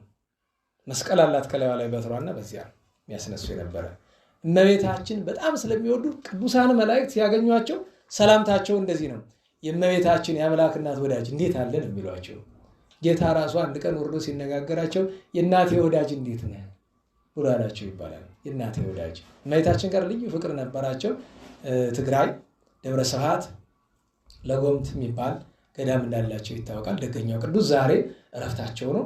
መናኔ መንግስት ናቸው። የሁሉንም በረከት እግዚአብሔር ያሳድርብን። የትምህርታችን ርዕስ ምን ነበረ? እግዚአብሔር ዙፋን መንበረ ጸባዖት መንበሩ ለእግዚአብሔር። እንግዲህ አጭር ታሪክ ልንገራችሁ። መጀመሪያ እየተነጋገርን ያለነው ወላዲተ አምላክ በትንቢተ ኢሳይያስ ነው። ቅዱስ ኢሳይያስ በነቢይነትና በመምህርነት ከተሾመ በኋላ ንጉሠ ነገሥት የነበረው የወቅቱ የእስራኤል ንጉሥ የነበረው ወይም የይሁዳ ንጉሥ የነበረው ኦዚያን ነው። ኦዚያን ማለት እንደናላችሁ የኢዮአታም አባት ነው፣ ወይም ደግሞ የአካዝ አያት ነው፣ ወይም የሕዝቅያስ ቅድመ አያት ነው። ኦዚያን በነበረበት ጊዜ ሊቀ ካህናቱ አዛሪያስ ነው። ታሪኩን እዚህ በፊት በተደጋጋሚ ነግሬያቸዋለሁ። ሊቀ ካህናቱ አዛሪያስ ልቡ በእግዚአብሔር የሚታመን ነውና ከኦዚያን ጋር ሊስማማ አልቻለም። 3 ቀን በተከታታይ ችግር ገጠማቸው። የመጀመሪያው ቀን ሄዶ በቀኙ ተቀመጠ። በቀኝ መቀመጥ ትርጉሙ ታውቃላችሁ። ለምንድነው በቀኝ የተቀመጥክ ብሎ አለው። ካህን ነበር በየማነ ንጉሥ ይልብሃል፣ በዘካርያስ ያለውን ኃይለ ቃል ማለት ነው ይልብሃል ብሎ በመጽሐፍ ቃል ረታው፣ በኃይለ ቃል ረታው። ተበሳጨ፣ ግን መመለስ ስላልቻለ ቀጠለ። ከዛ በሌላ ጊዜ ደግሞ ፍርዱን ይገስበታል፣ ማለት ይተችበታል። ኦዚያን ሲፈርድ ፍርድ አያውቅም። አይ ደህና አልፈረድክም፣ ፍርዱማ እንዲህ ነው ይለዋል። እንዴት ፍርዴን ትገሳለህ አለው። እምነ መንግስት የአቢ ክህነት ይላል ብሎ አለው። የሚመልሰው አጣ። በሶስተኛው የባስ ብሎ ነጭ አይን የሚያጠረብር ካባ ለብሶ መጥቶ ቁጭ አለ በቀኙ እና ሲያየው በቃ ንጉሱ ካህኑ ነው የሚመስል እና እንዴት ከነ የሚበልጥ እንደዚህ ያለ ነጭ ተለብሳለህ አለ። አይ አባት ዳዊት ያለውን አልሰማህም? ካህናቴ ከለብሱ ጸድቀ ሙሏል። እንዲህ ያደረገ ቤተ መንግስቱን እያረካከሰ ቤተ ክህነቱን እያሞጋገሰ ሲጣላው ቤቱ ቁጭ ብሎ አሰባሰበና መጥቶ አንድ ቀን ለአዛሪያስ ምን አለው? ስማ አንተ ከሌዊ ተወልደ ከአሮን ዘር ተቆጥረህ አይደል እንደዚህ የምታደርገኝ? እኔ በአባቴ ከዳዊት ብቆጠር በእናቴ እኮ የአሮን የሌዊ ዘር ነኝ። ክህነት እንዳንተ የሌለኝ ይመስልሃል ብሎ ሙቀጫ የሚያህል ማይጠንቱን ይዞ ጠምጥሞ ይህን ካባ ላንቃውን ለብሶ ሊያጥን ሲገባ ዝም ብሎ የገባ እንዳይመስላችሁ ከለከሉት። እነማን? 288 መዘምራን አሉ አይደለም ዳዊት የሰራቸው። አባት ሲሞት ልጅ እየተተካ እኮ ነበሩ። አይሆንም አሉት። ገፍቷቸው ገባ። ለምን? ስልጣን የላቸው። በዚያ ሰዓት እዚያ ስፍራ ማን ነበረ? ታላቁ ነቢይ ኢሳይያስ። ሲሆን ወዳጅነት ይቀርብኛል፣ ሲከፋ ደግሞ ከላይ አንገቴን ከታች ባቴን ይቀጣኛል ብሎ ዝም አለ። ከውስጥ ገብቶ ማይጠንቱን ከቤተ መቅደስ ገብቶ ማይጠንት ሲያጥን ይሰቅታሬው መጥቶ ግንባሩ ላይ ቢያልፍ ለምጽ ወጣ። ሰው አይይብኝ ብሎ በሻሽ ቢጠመጥሞ ከሻሽ ላይ ለምጥ አስቡት እንግዲህ ለምጹ ሻሽ ላይ ወጣ። እስራኤላውያን እንኳን በመቅደሳችን በከተማችን ለምጻም አይኖርባትም ብለው ወስደው ዘጉበት። ከተማ ውጭ ለምጻሞች የሚኖሩበት አለ። ወዲያው ኢሳይያስ አይ አመለጥኩ መስሎት ዘወር ቢል አረ ጉዱን አላል። ምንድነው? ከንፈር ለምጡናል። ወስደው እሱንም ዘጉበት። የሚገርማችሁ ነገር 3 ዓመት ሙሉ ሀብተትም የተነሳው ከእግዚአብሔር ጋር ከእግዚአብሔር የሚሰማው ድምፅ የለ፣ ትንቢት የለ፣ ምን የለ። 3 ዓመት ግን 3ቱን ዓመት አዘነ፣ አለቀሰ። ጌታዬ ሰውን ፈርቼ ሰውን አክብሬ ያንተ ትእዛዝ ሲጣስ ዝም ብዬ አይቼ ተጎዳው እያለ የ3 ዓመት እንባውን ተቀብሎ እግዚአብሔር ቀደም ሲል ያያችሁትን ነገር እግዚአብሔር ገለጠለት። ነናላችሁ ኦዚያን ሞቶ ኢዮአታም ሲተካ ልጁ እንዲህ ይላል። ከዚህ በኋላ ንጉሱ ኦዚያን በሞተበት ዓመት አለ ያላችሁ። በሞተበት ዓመት ማለት ትክክል ያቺ የሞተባት ግን አይደለም። ኦዚያን ሞተ፣ ተቀበረ። ከዚያ ማን ተተካ? ኢዮአታም ተተካ። እግዚአብሔርን በረጅምና ከፍ ባለ ዙፋን ላይ ተቀምጦ አየሁት። እንግዲህ ወምዝ በዓመተ ሞተ ኦዚያን ንጉስ ሬክዎ ለእግዚአብሔር እንዘ ይነብር ዲበ መንበሩ ብሩህ ወነዊህ። ልብ በሉ እንግዲህ ስለ እግዚአብሔር ዙፋን አይደለም የምንነጋገር፣ ስለ እመቤታችን ድንግል ማርያም ነው። መጀመሪያ ለእግዚአብሔር ስለ እግዚአብሔር ዙፋን ሲነግረን ምን ነገረን? 2 ነገር አይደል? የመጀመሪያ አንደኛ ምንድነው አለ? እንዴት ዋላችሁ? ምንድነው አለ? ረጅም ነው። በመጠን አልነገርም። ይሄን ያህል ሜትር ኪሎ ሜትር ብሎ አልተለካም። ረጅም ነው። መጠኑ የማይለካ ያክል ረጅም ነው። ሁለተኛ ምን አለ? ብሩህ ምን የተመላ ነው? ብርሃን የተመላ ነው። አባቶቻችን ምን አሉ? የእግዚአብሔር ዙፋኑ እንዴት ያለ ነው ይሉ ማን መርምሮት። ለቅዱሳን ሲበቁ ላይናቸው እንደሚመጥን ያሳያቸዋል። አባቶቻችን እኮ የእግዚአብሔር ዙፋን ምን ያህል አለ ብሎ ቢሉ ለሰው የሚታይ ያክል ከሆነ ከታች 3 ዓለመ መላእክት አሉ አይደለም? ከመሃል ኢየሩሳሌም ሰማያዊት አለች 4ኛ። ከላይ 3 ሰማያት ማን ማን የሚባሉ? ሰማይ ወዱድ፣ መንበረ መንግስትና ጽርሐ አርያም አይደለም? መንበረ መንግስት ራሱ ምንድነው? እሱ እኮ ነው ዙፋን ማለት። አንድ ሙሉ ሰማይ ዓለም የእግዚአብሔር ዙፋን ነው። ያ ማለት ያ መንበረ መንግስት የሚባለው ሙሉ ሰማዩ እግዚአብሔርን ይችላል ማለት አይደል? እንደ ሰውኛ ብታስቡት እችን ምድር እንኳን ያክላል ብላችሁ ታስቡ። እችን ምድር የሚያክል ዙፋን እንዴት ያለ ነው! ከታች ማን ነው የሚሸከመው? ኪሩቤል አይደለም? ይህንን ነው የተመለከተው እኮ ሰማዩን ተሸክሞ ነው። የእግዚአብሔር ዙፋኑ ሲባል ሰማዩ ነው። ግን ሰማዩ ከመስፋቱ የተነሳ ለቅዱሳን ሲታያቸው ሙሉ ሰማዩ ላይ ተቀምጦ ላይናቸው ስለሚከብድ ዙፋን ነው የሚታያቸው። እንዲረዳ በርዝመትና በብርሃን አሳየው። ያ የእግዚአብሔር ዙፋን አይመረመርም። ታዲያ ሰውንንና ስንመረምር ምን እንላለን? ከ7ቱ ሰማይ መንበረ መንግስት የእግዚአብሔር መቀመጫ ነበረ ካልን እሱማ ፍጡር አይደለ። ከዚያ በፊት እግዚአብሔር ይቀመጥ ነበረ። ያንንማ እግዚአብሔር ነው፣ እኛ እናውቀው። መንበረ መንግስት ለቅዱሳን የሚገለጥበት ዙፋኑ ነው እንጂ የእግዚአብሔር ዙፋን በትክክል መንበረ መንግስት ነው ማለት አይደለም። ገብቷችኋል? እንዴት ዋላችሁ? ለምሳሌ እጃችሁን ዘርጉ። ትንሽዬ እንደው በጣም በዲዛይን የተሰራች ትንሽዬ ዱካ ማላችሁ እጃችሁ ላይ አድርጉ። አስቡት፣ እሷ ላይ እንዴት ነው የምትቀመጡ? እያችሁት እዚች ላይ አሁን ረቂቅ ነው። ይሄ ምሳሌ ዘይሐጽጽ ነው አይደለም? ግን አስቡት፣ እንደዚያ እኮ ነው። እንኳን ይቅርና መንበረ መንግስት 7ቱ ሰማያት 20 ዓለማት በሙሉ በመሃል እጁ ላይ የጠብታ ያክል አይሆኑም በእግዚአብሔር እጅ። ረቂቅ ነው፣ ስፉ ነው፣ ምሉእ ነው።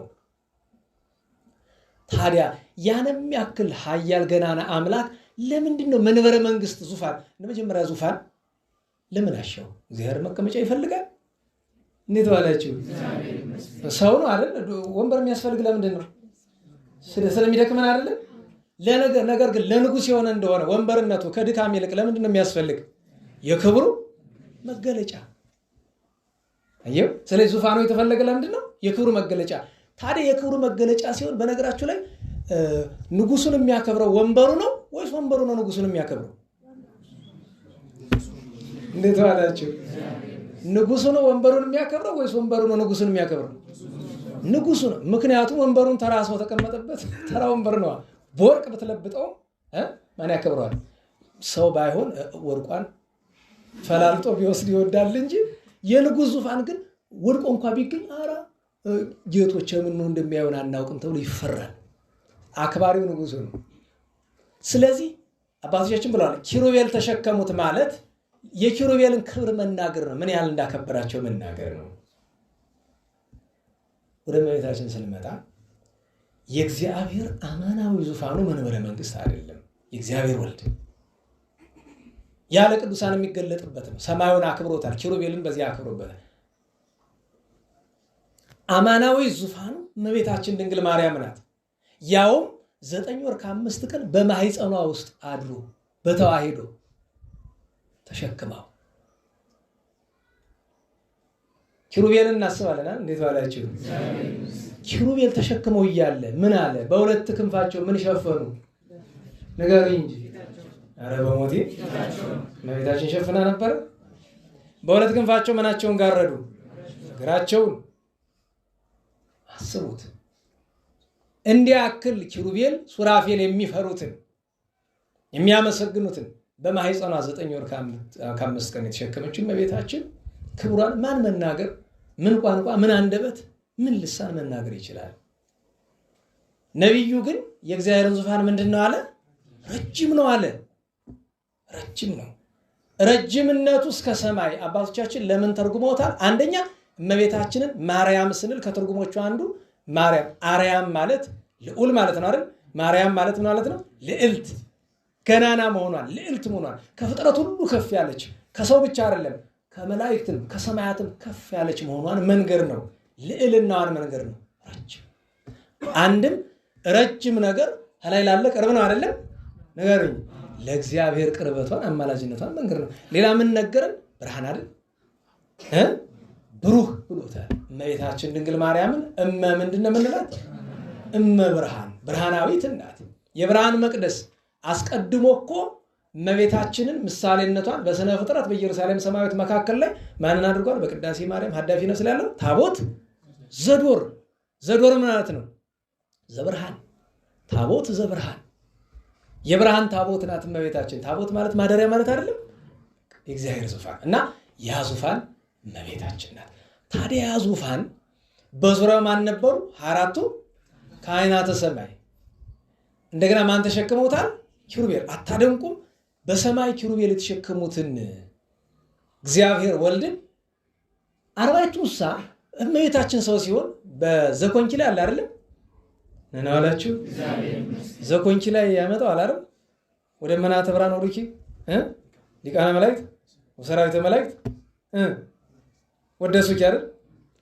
እዚያ ቀጥሎ ኪሩቤል ወሱራፌል ዘይኮነ ምስባቲሆሙ ዘውስተ ሰማያት አራምጡ ተራዱ ወይም ሰባቲሆሙ ዘትካት አይደል? እና በሰማይ እና በማኅፀነ ማርያም አዩት። በነገራችን ላይ የሚያስደንቀኝ ነገር እመቤታችን ጌታን ስትጸንሰው ኪሩቤል አብረው ገብተው ነበረ ለመሸከም። አይመረመርም። እና እዚያ በማኅፀነ ድንግል አይተውት አምላካቸው እስቲ እንፈልግ ብለው በሰማይ ሲመለከቱ እዚያም አለ፣ በማኅፀነ ማርያም አለ። ረቂቅ ነገር ነው። ለዚያ ነው አይደለም? ስብሐት ለከ እግዚአ ኩሉ በሰማያት። የሁሉ ጌታ በሰማያት ክብር ለአንተ ይሁን ብለው ዋዲ ርእዩኪ በውስተ በዓት። እንደገና ደግሞ በዚያ በጎል ታቅፈሽ አየሽ ወይ ቤሉ ሰላም በዲበ ምድር። እሱ ሌላው የሚያስደንቀው ነገር 4ቱ ካህናተ ሰማይ እየዞሩ ምን ያደርጉ ነበር? ያመሰግኑ ነበር። ቅዱስ ቅዱስ ድንግል ታጸንን መንገለ ከርሳ ይላል መጽሐፍ። እመቤታችን ድንግል ማርያም ወይ ጸሎት እያደረገች ወይ ተግባር ይዛ እያለ ምስጋና ትሰማለች። ከወዴት ነው ብላ ስትሰማ ከየት ነው የሚሰማ? ከማኅፀኗ ነው።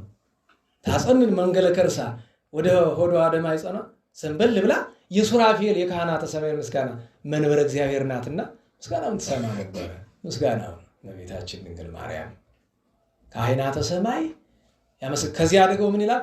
መድረኩ እስኪናወጽ ድረስ እመቤታችን ለአንድ መነኩሴ ያለችው ነገር ነው። በዛው ተአምረ ማርያም ጠቀስ እናድርግ ሰዓት ስለሄደብን የተዋላችሁ አንድ መነኩሴ ነበር እመቤታችን በጣም የሚወዳት እና ከመውደዱ የተነሳ እየጾመ እየጸለየ እየሰገደ ደስ አሰኛት እና ግን አንድ ነገር ነው የሚለምናት። እንደ አባ ጊዮርጊስ እንደ እዝራ እንደ ቅዱስ ያሬድ ጽዋ ልቦና ጠጪኝ ነው የሚላት። ሌላ ልመና የለውም። ይሄንን የሚል እና አንድ ቀን ልመናውን ሰምታ መጣች። ደስ ይበለው ወዳጄ መጣሁ አለችው። ደስ አለው። እስቲ ለምነኝ ምን ትሻ አለችው። ጽዋ ልቦና አጠጭኝ፣ ምስጋናሽ ይገለጥልኝ፣ ድርሰት ልደርስልሽ ፈልጋለሁ አለ። እመቤታችን አይሆንም እንደሱ። ምን ነው እመቤቴ፣ ያንተ እድል ፈንታ ገድል ነው፣ ንጽህና ነው። አሁን የጀመርካት ነገር ያችኛይቱ ለማግኘት ላይ የጀመርካት ነገር የበለጠች ናት። እችን ነው ልጅ የወደደልህ፣ እሷን አጥብቅ ያይቅርብህ አለችው። የለም ያን ነው የምፈልግ እኔ አንቺን ማመስገን ነው የምፈልግ። ክርክር እንዲያው ልታባብለው ሞከረች። ኧረ ተው ትለው እምቢ አለ ድርቅ ብሎ። መቼም ደግሞ አንዳንድ ጊዜ ችግር አይደለም ሰው መብቱን ሲያገኝ እድሉን ሲያገኝ አላመጨረሻ መልአኩን ጠራች። ጽዋ ልቦናውን አምጣ አለች። መጣ። በቁጣ ነው ግን ይኸውልህ መጠጣት ትችላለህ፣ ነገር ግን ከኔ ለዘላለም ከኔ ጋር እድል ፈንታ ጽዋ ተርታ፣ ከኔም ብቻ አይደለም ከልጄም ጋር የለም። የፈለግከውን ነገር ይግለጥልህ እንካ፣ ከኔ ጋር ግን ደንግጦ እንደ ሻሽ ተነጸፈ። እኔ እኮ አመስግኘሽ ደስ ስላሰኝሽ ፈልጌ ነው። ደስ የሚለኝንማ እኮ ነገርኩ። ልጄ የወደደልህን ትተህ በራስህ ፈቃድ ከአንቺ የተለየው ምን ያደርግልኛል? ይቅርብኝ፣ ሁሉ እችን ያዝኳትን ይዤ እሄዳለሁ አለ። ያዘች። የዛን ቀን አንድ ነገር ነገረች። እስኪ ቀና በላለች። ቀና አለ። ካህናተ ሰማይ ሲያመሰግኑ አየው። ሱራፌል ኪሩቤል 99 ነገደ መላእክት የሚያመሰግኑኝ ነኝ። ያንተ ምስጋና ለእኔ ምን የሚጨምርልኝ ይመስልሃል? ይህን ያክል አጥብቀህ የምታስቸግር አለች ይባላል። ቅዱስ አትናቴዎስ በቅዳሴው ምን አለ? የሱራፌልን ምስጋና ይደምጽ ከመዋግደ ባሕር ይላል። እንደ ክረምት ማዕበል እንደ መብረቅ ነው እኮ ምስጋናቸው የሚሰማ። መጽሐፍ ምን አለ? ዶሮ ሌሊት 10 ሰዓት ላይ የሚጮህ ለምንድን ነው? ወም ድምፀ ክነፊሆሙ ለሱራፌል ይነቁ ዶሮ ይላል አይደለም? የሱራፌል ሲያመሰግኑ ሌሊት ክንፋቸው ስለሚማታ ያንን መስማት የሚችል በምድር ከቅዱሳን በቀር ማን ነው? ዶሮ ነው። ለአንድ አዳር ዶሮ መሆን ቢከብድም ያለ መስማት የዶሮ ጸጋ አየው። እግዚአብሔር እኮ ስጦታው ልዩ ልዩ ነው። ያስገርመኛል። ዶሮ ያ ነው። ሱራፌል ናቸው የሚቀሰቅሱት ይባላል። እነሱ ድምፅ ነው የሚቀሰቅሰው። ግን የዘንድሮ ከተማ ዶሮ ተበላሽቷል። 6 ሰዓት ተነስተህ ብልጭ ብታደርገው መብራቱን ይላል። ዶሮ አምነን አይሆንም በዚህ ዘመን። ዶሮ የተካ ምንድነው በዚህ ዘመን? አላርም አላርም። አየህ፣ አላርሙን ማጥፋት ትችላለህ። ዶሮን ግን ማጥፋት አትችልም። ግዴታ እነሳት ነው የሚል እሱ ብሎ መጮህ ነው። እንዴት ዋላችሁ? ተአምሯንም በዛው ጠቀስ እናደርግ ብዬ ነው። እና የእግዚአብሔር ዙፋን 24ቱ ካህናተ ሰማይ የሚያመሰግኗቸው ሰው ደግሞ መድረኩ ይናወጽ ነበር ያለው ነው። ከመዋግደ ባሕር ያለው ኋላ ደግሞ እየዞሩ ቤቱ ምን ሞላለ? ጢስ አይደል? ጢስ ምንድን ነው? የእግዚአብሔር ክብር ነና ዋላችሁ። በዙፋኑ ዙሪያ ምን ነበር አለ? ጢስ አለ። ሁለት ነገር ያጠይቃል። አንደኛ አታስታውሱም? ሰሎሞን ቅዱስ ሰሎሞን መቅደሱን ሰርቶ ከጨረሰ በኋላ ሊጸልይ ሲገባ ቤተ መቅደሱ በምን ሞላ? በጭስ ሞላ አይደለም? የዛን ጊዜ ካህናት መንቀሳቀስ እንኳን አቃታቸው ይላል። ለምን? የእግዚአብሔር ክብር ወደ መቅደሱ ወረደ እና ያ የሞላው ጢስ አንደኛው ክብር ነው። በእመቤታችን ዙሪያ የእግዚአብሔር ክብር ምን ያህል በነገራችን ላይ እርስ በርስ መታየት እስኪያቅት ድረስ በዙሪያ ይህን ያክል ከቧት ይኖራል እመቤታችን። ሁለተኛ ነገር ጢሱ ከምንድን ነው የሚወጣ? እንዴት ባላችሁ? ከምንድን ነው የሚወጣ? ነገሩኝ እንጂ ከጽና አይደለም? ጽናው ከምንድን ነው የተሰራ? ወይም ምንድን ነው ጽናው? የምንድን ጽና ነው? የወርቅ ጽና። የማን ምሳሌ ነው? ማይጠንት የእመቤታችን ወርቅ ንጽህናዋ ቅድስናዋ አይደለም? አዎ። እሱ ብቻ አይደለም። 4ቱ ካህናተ ሰማይ በማይጠንታቸው የማንን ጸሎት ነው የሚያሳርጉ? የቅዱሳንን አይደል? አስተማስለኪ አንቀጸ ብርሃን ከማሁ በስለተ ስምኪ ያረጉ ስለቶሙ ለደቂቀ ጓለማያው እስተማደረ ስሉስ ቅዱስ አብ ወወልድ ወመንፈስ ቅዱስ። አዎ ያጣን የእመቤታችን የአማላጅነቱ የጸሎቷ ውኩፍነት መገለጫው እሱ ነው። ብዙ ያስተረጉማል። ሰዓት ይገድበናል እንጂ እንዴት ዋላችሁ? አንዲት ነገርን ጨምር ወረድ ብሎ ይህም ምስጋና ካየ በኋላ ከታች ከሱራፌል አንድ ወደ እኔ ተላከ፣ ከፍም መካከል አንስቶ በጉጠት አቀበለኝ ይላል አይደለም? አባቶቻችን ሲተረጉሙ ምን አሉ? ሱራፊ መልአኩ የካህን ምን አላችሁ? ጉጠት የስልጣኑ፣ ፍም የስጋ ወደሙ ምሳሌ ነው። አንድም መልአኩ የዲያቆኑ፣ ጉጠቱ የርፈ መስቀል ለካህኑ ሲሆን ስልጣን ያለው ለምን? ካህናት ስጋ ወልደ አምላክን መንካት ይችላሉ፣ መላእክት አይነኩም። መልአክና ዲያቆን አይነካም። ይህ ማለት መልአክና ዲያቆንን ለማነጻጸር እንዳይመስል ተው። እንኳን መልአክ እዚህ የቆመው ዛፍ ጋር መናጸር አንችልም። በዚህ ዘመን ያለን እውነቴን ነው። ዘመን ያለ ዲያቆናት ነግሬያችኋለሁ እኮ በቀደም ነው ትናንት። ሰባኪ የዘመን ሰባኪ ምንድን ነን አልኳችሁ? ዘባቾች አይደለም። በዚህ ዘመን ያለን አብዛኞች ዲያቆናት ደግሞ ጥሩ ስማችን ልንገራችሁ። ሌሎቻችሁ ስለምትምሩ ዲያቆናት አብራችሁ በዚህ አብዛኞቻችን ምንድን ነን? ብላሽ በክ ይለዋል አይደለም? በክ ብላሽ እኮ ነው በዘመን ያለ ዲያቆን። እኔ ዋናው እኔ ሆኜ ሁሉን ማለት አይደለም አብዛኛው ማለት ነው። ብላሽ እንደ በክ ይለዋል መጽሐፍ። ምንም ሙያ የሌለ እንደ ዝም ብሎ መዘበት ብቻ የተሰጠንን ጸጋ ያላወቅነው እና መልአኩ የዲያቆን ጉጠት የርፈ መስቀል ፍም የደሙ ምሳሌ አለ። ይሄው ግን ለጊዜያዊ ምሳሌ ነው። ፍጻሜው ምን አለ? አባ ጊዮርጊስ የጠቀሰውን ነገር ጠቀስ አድርገን ዛሬውን እንጨርስ። እመቤታችን ድንግል ማርያምን ካመሰግንበት አንቀጹ መካከል ማዛ ቅዳሴ የሚል አባ ጊዮርጊስን ታውቃላችሁ? እናውቃለን በሉ እንጂ ታውቃላችሁ? አታውቁም? ኧረ በሞቴ እንዴት ዋላችሁ? የአባ ጊዮርጊስ ዘጋስጫ ማዛ ቅዳሴ። ኧረ ወዴት ሄድክ? ሲፈልጉት አይገኝ። እንደው ቃል በቃል ላንብብላችሁ። ግን መጨረሻ ላይ ሀዳፌ ነፍሱ ላይ ሲያመሰግናት አቤት አቤት እኔ ገርመኛል። የአባ ጊዮርጊስን እመኛለሁ ማዛ ቅዳሴን ለመተርጎም በፍልሰታ ግን በረጅም ስለሆነ አይዘለቅም። ለምን ሁለተኛው አንቀጽም አንደርስ ሀተታው ብዙ ስለሆነ እና መጨረሻ ላይ ሀዳፌ ነፍሱ ላይ እመቤታችን ድንግል ማርያምን ሲያመሰግናት እንዲህ ይላታል። ቅድም ካመጣ ነው ጋር ይሆናል። ጸልዩ ካለ በኋላ ዲያቆኑ ጸልዩ ብሎ ከዞረ በኋላ አንቲ ታቢም ኪሩቤል አየህ ተርጉም እስቲ። ከኪሩቤል ትበልጫለሽ። ቅድም እኮ ተናግረናል። ወታቢም ወትትለዓለም ሱራፌል ከሱራፌልም ትበልጫለሽ አለ። ማኅፀንኪ ጾሎ ነደ እሳት ግሩም የሆነ ነደ እሳትን በማኅፀንሽ ተሸክመሻልና ከርስኪ አግመሮ ለፍመ መለኮት ፍጹም። አሁን ወደምንፈልገው ሊመጣ ነው። ማኅፀንሽ ፍጹም የሆነ የማይወሰን ፍመ መለኮትን ችሏል ተሸክሟልና አለና አብራክኪ ሀቀፋው ለዘይት ሜጠን ኑሁ ወስፉ። ወደ ግራ ወደ ቀኝ ይሄን ያህላል፣ ወደ ላይ ወደ ታች ይሄን ይመስላል ተብሎ ስፋቱ መጠኑ የማይታወቅን መለኮት በምንሽ አቀፍሽው አለ? ንገሩ እንጂ በክንድሽ። ከዚያ ቀጠለው ምን አለ? አይዳዊኪ ገሰሳሁ ለዘይት ገሰስ መብረቀ ስብሐቲሁ። የምስጋናን አሁን አማርኛው ላይ ራሱ እዚህ አማርኛው ላይ በነገራችን ምን ይለዋል?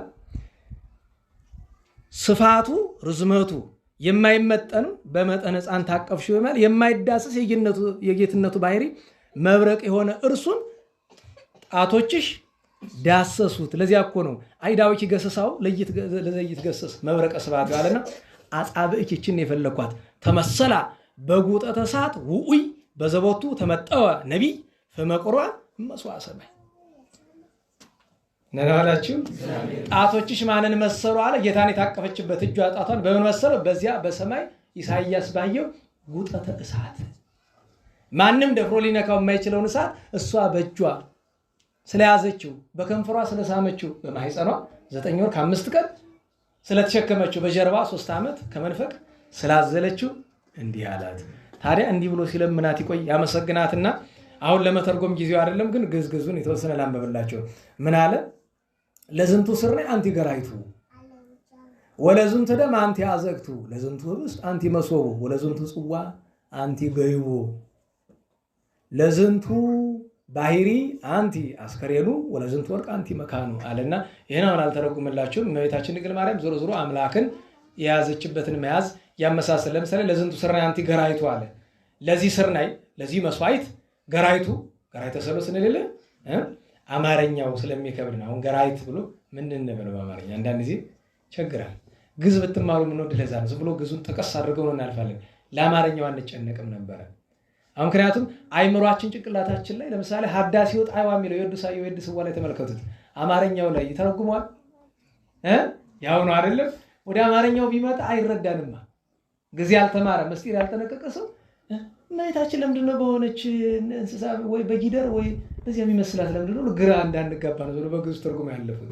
ለምን ሀተታ ማብረር እንዲያውም የዳዊትን መዝሙር ያሳተሙታል አይደል? መምህር ኢያሱ በየሆነ ቀን መጥተው አንተ እንዲህ ነገር እንዲያውሳቸው እንግዲህ ቀን መምህር ናቸው ሙያ ያላቸው ናቸው። ከኔ ትርጉም ለመጠየቅ አይደለም ግን የተባረክ ምንድነው ዘማርኮን ጸባለ ደውዬ ወቀት ለላጻብ የሌለ እና አማርኛው ለጣቶቼ ሰልፍን ጦርነትን ያስተማር ይላልና እንዴ ላርገው አሁን የሚያነበው ሰው ሌላ ጦርነትን ይመስሉ አይ ወይ እንዳለ የተውት ካልሆነ ታች ኮከብ አድርገው በመልእክት መንፈሳዊ ሰልፍ ብለው ያስቀምጡት። ግን ለሁሉም ያስተረጉም ነገር ነው እና በዛ ምክንያት ነው እና ይህንን ሲላት ይቆይና ኦ ማርያም መፍሬተ ቁርባን በከርስ ቁርባንን በማህፀን ያፈራሽልን ያስገኘሽልን እመቤታችን ሆይ ደቂቀ ዛቲ መቅደስ ንሴፎኪ በአሲስ የዚች ጉባኤ የዚች መቅደስ ሰዎች አንቺን በመፈለግ ተስፋ እናደርግሻለን። ከመትቀብነ ፍኖተ መብስ ወደ ጥፋት ከሚወስድ ጎዳና እንድትጠብቂን አለና ወበከመ ይትፈለጥ እንከ ቱስተ ማይ እሞይን ይላል። ማይና ውሃና ወይንን ካቀላቀሉት በኋላ ተመልሶ መለየት ይችላል? ኧረ በሞቴ እሱ መለየት እንደማይችል ከማሁ ይፍልጠነ ወልድኪ እምኔኪ ልክ እንደዚህ ሁሉ እኛን ከአንቺ ጋር እንማንለያይ አድርገን አለና ለዚህ ደግሞ አለ ተማህፀን በዝንቱ ቁርባን በጌታ ሥጋ ወደ ተማጽነናል ከአንቺ እንዳይለየን ለዓለመ ዓለም ለዘላለሙ አሜን ይላል። በረከቷ ጣዕመ ፍቅሯ አይደርብን። ስለዚህ እመቤታችን ጉጠተ እሳት ውዑይ ያለበት ምክንያቱ አንቀጹ ይሄ ነው። ታዲያ የመልካ ውዳሴን ነገር በአጭር እንመልከትና እንጨርስ። ዛሬ ያው ቅድም በዚያ ባዘንኩበት ነገር ምክንያት ነገር አብዝቼ ስለነበረ ነው ሰዓት የተገፋ። ውዳሴ መልካ ውዳሴ ዘረቡ ላይ ነን። እንዴት ዋላችሁ?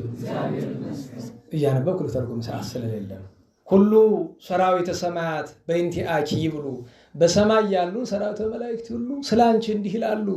ብፅዕት አንቲ ማርያም ሆይ ንድ ክብርት ነሽ ለእግዚአብሔር አባሉ የእግዚአብሔር አባሉ አካሉ የተባልሽ። ምክንያቱም ሰጠው ተቀበልኩ ስላለ ሊቁ ቅዱስ ዮሐንስ አፈወርቅ ከእመቤታችን ሥጋ ስለወሰደ ሥጋዋን ስለተዋሃደ ምን አለ? ለእግዚአብሔር አባሉ ሶበ ፈልስ ገብርኪ መንገለ ታይቶ ይላሉ። አንድ ጊዜ ወደ ላይ፣ አንድ ጊዜ ወደ ታች፣ አንድ ጊዜ ደጋ፣ አንድ ጊዜ ቆላ ስወርድ አለ። አሐዱ መልአክ ዘዚአኪ ቅድሜ ይሃሉ አንቺ የምታዥው አንድ መልአክ በፊቴ ይሂድ። ሚካኤልን ሊሆን ይችላል። በጣም እንዲያው ምክንያቱም እመቤታችን ጋር የማይለይ መልአክ እሱ አይደለ? ወካሎ መልአክ በድርየቱ ደግሞ አንዱን መልአክ ጠባቂ ዘዥልኝ ነው። በፊት የሚጠብቀኝ በኋላ የሚከተለኝ ታውቀው የለ። በዚህ አንድ ሰሞን ድሮ ልጆች እያለነ በየባጃጁ በየመኪናው የተለጠፈው ነገር አይጣል ነው። በነገራችሁ ላይ የቅድስት አርሴማን ስዕል ይለጥፉና ላይ ቆሻሻ ነገር ይጽፉበታል። ለክፋት አይደለም እረዳለሁ። በቃ የሆነ አንድ ስጋዊ የማይረባ ጥቅስ ያገኛሉ። መለጠፊያ ሲያጡ ስዕሉ ላይ ወስዶ ይለጥፉታል።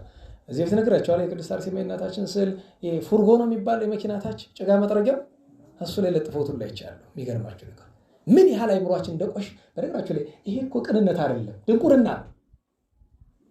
አንተ የእናትህን ፎቶ ስለዛ ትለጥፈዋለህ እንኳን የቅዱሳንን እና አንዱ ከአንገት ነው ከአንጀት አለ። ከአንጀታቸውማ እውነተኞች አሉ። ከአንገቱ ነው።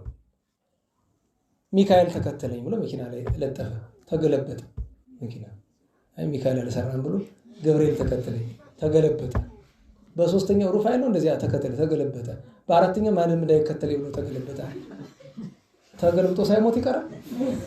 ምክንያቱም እየተከተሉ ሲያድኑት ነበራ። እሱ መገልበጡ ነው የሚታየው። እንዴት ዋላችሁ? እንዲህ ያለ ነገር በነገራችሁ ላይ የኔ ጓደኛ ወዳጅን አሁን በምናኔ ያለ ወደ አንድ ገዳም በመኪና ይሄዳሉ። መኪናው ተገልብጦ ገደል ነው ሄደ። የሚገርማችሁ ነገር 23 ሰው አለ። 22 ኦርቶዶክስ ሰዎች አለ። ምንም አልሆኑም። ሌሎቹ ጭረት የላቸውም። ገዳም ነው እየሄዱ አሉ። እሱ ግን በጎዳና አውሮ መሄድ ፈልጎ ገብቶ ሰዎች አሞተ። ይገርመኛል። ያ ወንድሜ ሲተረክልኝ በጣም እና በእውነቱ እንዲህ አሐዱ መልአክ ዘዚአኪ በሚለው መጥቶ ነው። ዘዚአኪ በሚለው ተነበዩ ላዕሌኪ አብያቶ መንክራት ነቢያት ስላንቺ ድንቅ ገናና ነገርን ትንቢት ተናገሩ። ሀገር እግዚአብሔር አንቲ ዘይትፈቅዲ ማይቶተ አንቺ እኮ መብራት የማትሺ እግዚአብሔር ብርሃንሽ የሆነልሽ የእግዚአብሔር ሀገር ማለት አንቺ ነሽ።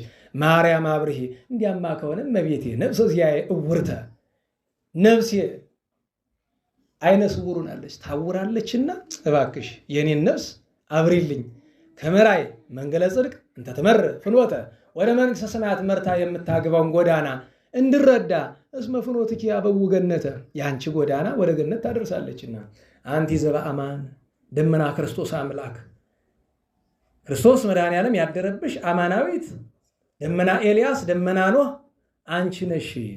አምላካችን ክርስቶስ ያረፈብሽ ያደረብሽ ማርያም ድንግል ሰዓሪተ መርገም ወሐውክ መርገምን ሁከትን የምትሽሪ የሻርሽ ከሔዋን ከፍጥረት ያጠፋሽ አንቺ ነሽ።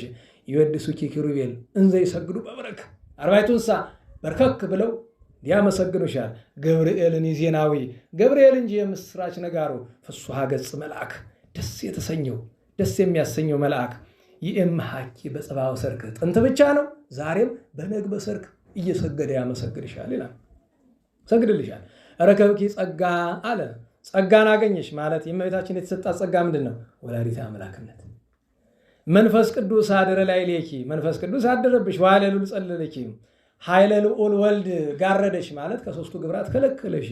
ኦ ማርያም ታምላከ ወለድኪ እመቤቴ ማርያም አምላክን የወለድሽ አንቺ ነሽ። ኩሎ መዓልተ ወሌሊተ ሶበ ጽው ስመኪ በጠዋት በማታ ስምሽን ስጠራ ሕይወቴ ወሞቴ ማርያም ባርኪ ሕይወቴ ደግ ነው ሕይወቴን ባርኪ ሞቴን ባርኪልኝ እንደምን ነው ቢሉ አጋንንት መጥቶ እንዳያስጨንቁኝ ሞቴንም ባርኪልኝ ሕይወቴን ብቻ አይደለም ማለት ግብረኪ ድንግል ይሴብሑ በዜማ ይሄስ ዜማ ያስገባል መሰለኝ አይደል?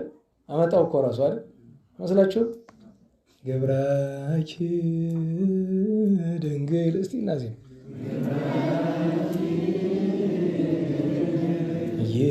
ይሴብሑ በዜማ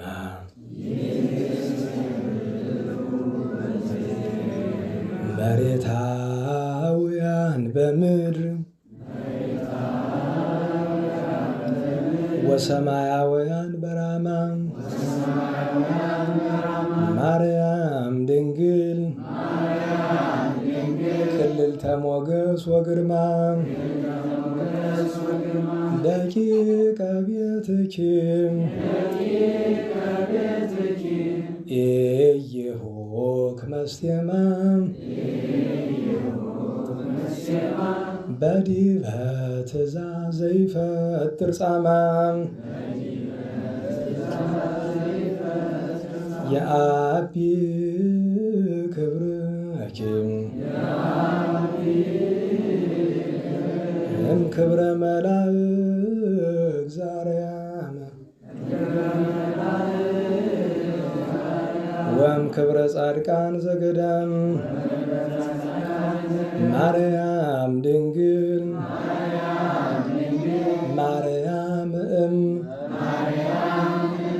በኪ ደይነ ዓለም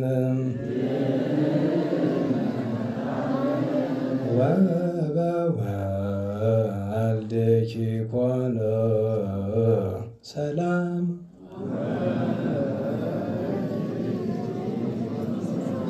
እቺ ደብረ አባይም ወደዚህ ትጠራለች ነው። ሌላ የራሱ ዜማ አለ። ብኪ እንደዛ ተጠጋብ። ይሄ ብኪ ድና ዓለም የሚለው የተሳልከው አይነት ማለት ነው። የእዝል ተሳልከው። አዎ እንደዚያ ነው። ግብረኪ ድንግል ይሴብሑ በዜማ አረ በዘር ብቻ አይደለም ስራሽን፣ ድንግልናሽን፣ ግብርሽን በዜማ ያመሰግናሉ። እነማን? መሬታውያን በምድር መሬታውያን የሚላቸው ጻድቃን ክርስቲያኖች በምድር ወሰማያውያን በራማ መላእክት ደግሞ በራማ ማርያም ድንግል ክልዕልተ ሞገስ ወግርማ ሞገስን ግርማን ጸጋን የተሸለምሽ እመቤቴ ማርያም ደቂቀ ቤትኪ ይሁክ መስቴማ የቤትሽን ልጆች እኛን መስቴማ ጸራዊ ሰይጣን እንዳይረብሸን እንዳያውከን በዲበ ትእዛዝ ዘይፈጥር ጻማ ቃለ ዳዊት አይደለም በመልካሙ የእግዚአብሔር ትእዛዝ ላይ መከራን የሚያመጣ አይሁክ የሚባል ጊዜ ለመሰለ ይሁክ ያለው አያውከን አይረብሸን ማለት ነው። የአቢ ክብርኪም ክብረ መላእክት ዘአርያም እመቤቴ ማርያም በአርያም ካሉ ሊቃነ መላእክት የአንቺ ክብር ይበልጣል። ክብረ ጻድቃን ዘገዳም በገዳም ካሉ ጻድቃንም ክብርሽ ይበልጣል። ማርያም ድንግል ማርያም ድንግል ሆይ አንቺ ድንግል ነሽ፣ እናትም አንቺ ነሽ፣ እናትም ድንግልም ነሽ አለና በኪ ድህነ ዓለም በአንቺ ዓለም ዳነ ወበወልድኪ ኮነ ሰላም በልጅሽም ሰላም ፍቅር አንድነት ድነት ተደረገ ሲል ነው። ቸር መድኃኔዓለም በረከቷን ጣዕሟን ያሳድርብን። የደራሲውን የድርሰቱን በረከት ያሳድርብን። ነገ የእመቤታችን ጽንሰት ነው። ዓመታዊ በዓል ነው። ስግደት የለም፣ ግዝት ነው እንድታውቁት። እነ አፄ ናኦድ፣ ቅዱስ ጢሞቴዎስ፣ እነ ቅዱስ ገብርኤል፣ ኢያቄም ወሐና፣ ቅዱስ ዮሴፍ ወልደ ያዕቆብ እስራኤል፣ ሊቀ ሐዋርያት ቅዱስ ጴጥሮስ እንደዚህ ሁሉ ዓመታዊ በዓላቸው ነው። ከእመቤታችን ድንግል ማርያም ጋር በዓሉን የበረከት ያደርግልን። ጾሞ ለማበረከት የሚያብቃን። ስብሐት ለእግዚአብሔር ልዑል ወለወላዲቱ ድንግል ወለመስቀሉ ክቡር ዘሳይል አሜን።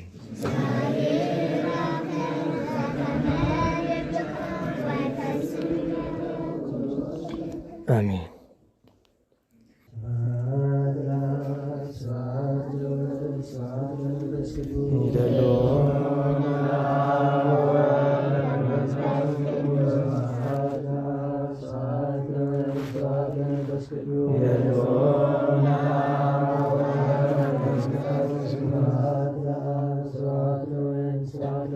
ይደልዎሙ ለአብ ወወልድ ወመንፈስ ቅዱስ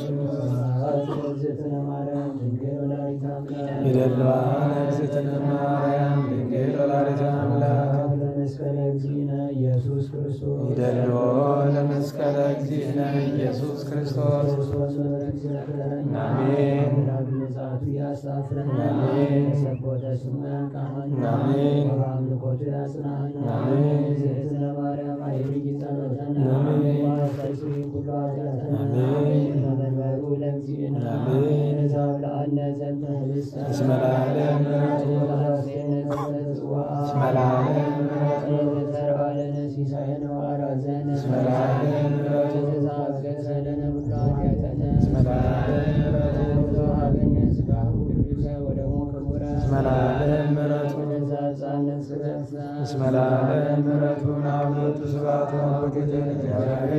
ወለወላዲቱ ድንግል ወለመስቀሉ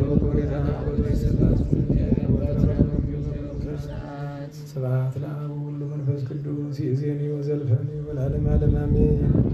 አውሎግሶን በእንተ አብ ወወልድ ወመንፈስ ቅዱስ አቀበት ለወጡ ቁልቁለት ለወረዱ ርጥብ ለጨሰባቸው ደረቅ ለነደደባቸው ለተረዱ ለተራዱ ለዘከሩ ላዘከሩ ስመ እግዚአብሔር ስመ ማርያም ድንግል ስመ ቅዱሳን ለጥሉ እግዚአብሔር አስበ ቅዱሳን ይሰብልን። ጸሎተ እግዝእትነ ማርያም ንበል ሰላም ለኪ እንዘንሰግድ ለኪ ማርያም ምንን አስተበኳኪ ማርያና የተማይጸነኪ በእንታና ምኪ ወያኪ ማሞኪ ማይበረን ድንግል ባረኪ ጸሎተ እግዝእትነ ማርያም ድንግል ወላዲተ አምላክ ታብዮ ሲል እግዚአብሔር ወተታሰይ መንፈስ በአምላክ የመዳኒ እስመሬ ማማላ አመት ነው ሚዜስ ያስተበጹን ይኮሉ ትውልድ እስመ ገብረ ሊተ ኃይል አብያቶ ቅዱሱ ወሳይሉኒ ለትውልደቱ ላይ ፈርጉ ግብረ ኃይል በመዝራይቱ ዘረሙ ለአብዩ ለጋለቦም ወነሰቶም ላየናን መናብርቲሆም አይቢዮም ለተዛናት ገሙን በረከቱ ለርባን ወፈነው ወራቆሙ ለቡናኑ ተወክፎ ለእስራኤል ቆሌ ወተዘከረ ሳይሉ ዘይቤሎም ለአበዊነ ለአብርሃም ለዘሩስ ከላለም ባረክን ቅድስና ንጽሕና እግዝእትነ ማይሰሪ ለሰይጣን እሙ ለመድኅን ወለተ ብርሃን ኦ መዝገበ በረከት መዝገበ ቅዱሳት መዝገበ ንጽሕ መዝገበ ረድኤት መዝገበ የዋሃት ባረክን በእዴኪ በከመ ባረኪ ለኤፍሬም ፍቁርኪ በበረከተ ወልድኪ በአቡ መንፈስ ቅዱስ ስብሐት ለአብ ወወልድ ወመንፈስ ቅዱስ ለዓለሙ ለዓለመ ዓለም አፉን አስተንፈሰ ወልሳኔ አልወሰሰ ለክብረ ፍልሰትኪ ድንግል ስብሐ ቀርብ ተውላስ ማርያም ዘኮኝ ቅድስተ ቅዱሳን መቅደሰ በቅድሜኪ እግዝእትየ መረከብኩ ሞገሰ በየማነኪ ባርክኒ ስልሳ አድኅነነ ወባርከነ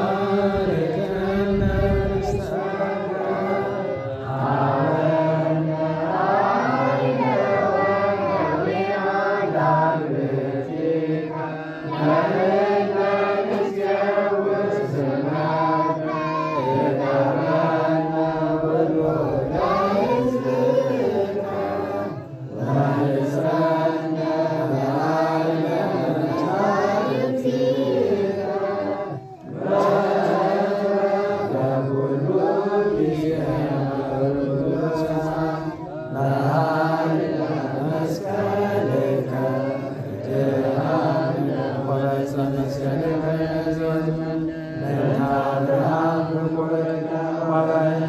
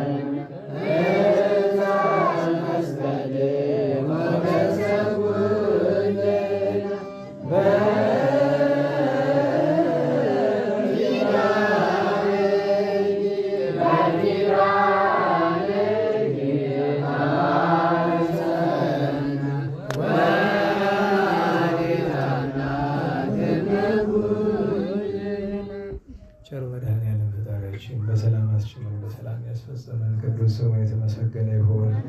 የእመቤታችን ወላዲተ አምላክ ጣዕመ ፍቅሯን የቅዱሳንን በረከት ያሳድርብን።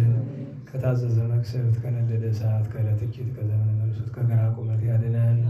ብርሃነ ትንሣኤውን በቸርነቱ ይግለጽልን። ጦሙን ለማበረከት ያብቃን። ተረፈ ዘመኑን ተረፈ ጦሙን ተረፈ ክረምቱን ይባርክልን። ዝናሙን ለምሕረት ጠሉን ለበረከት ያደርግልን። የሞቱ ወገኖቻችን ነፍሳቸውን ያጸድቅልን። ይልቁኑ የመምህራችን የገብረ ኪዳን ወንድማችን ፍቅረ ሥላሴ ሌሎችን ነፍስ በአብርሃም በይስሐቅ በያዕቆብ አጠገብ ያኖርልን። አስቡን አትርሱ የሚሉ ወገኖቻችን ሁሉ በይቅርታው ያስብልን። ሰላም በዋለን ቸርነቱ ሰላም እንዲያሳድረን ቅዱስ ስሙን አቡነ ዘበሰማያት ብለን እንጥራም። ይትቀደስ ስምከ ትምጻእ መንግሥትከ ወይኩን ፈቃድከ በከመ በሰማይ ከማሁ በምድር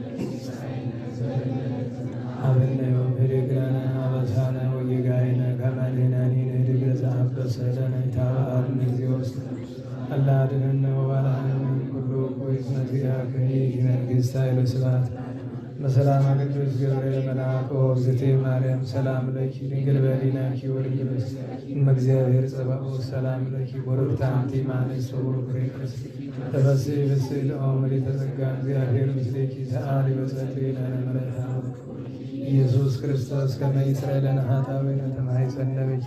ስብሐት ለአብ ስብሐት ለወልድ ስብሐት ለመንፈስ ቅዱስ ይእዜኒ ወዘልፈኒ ወለዓለመ ዓለም አሜን።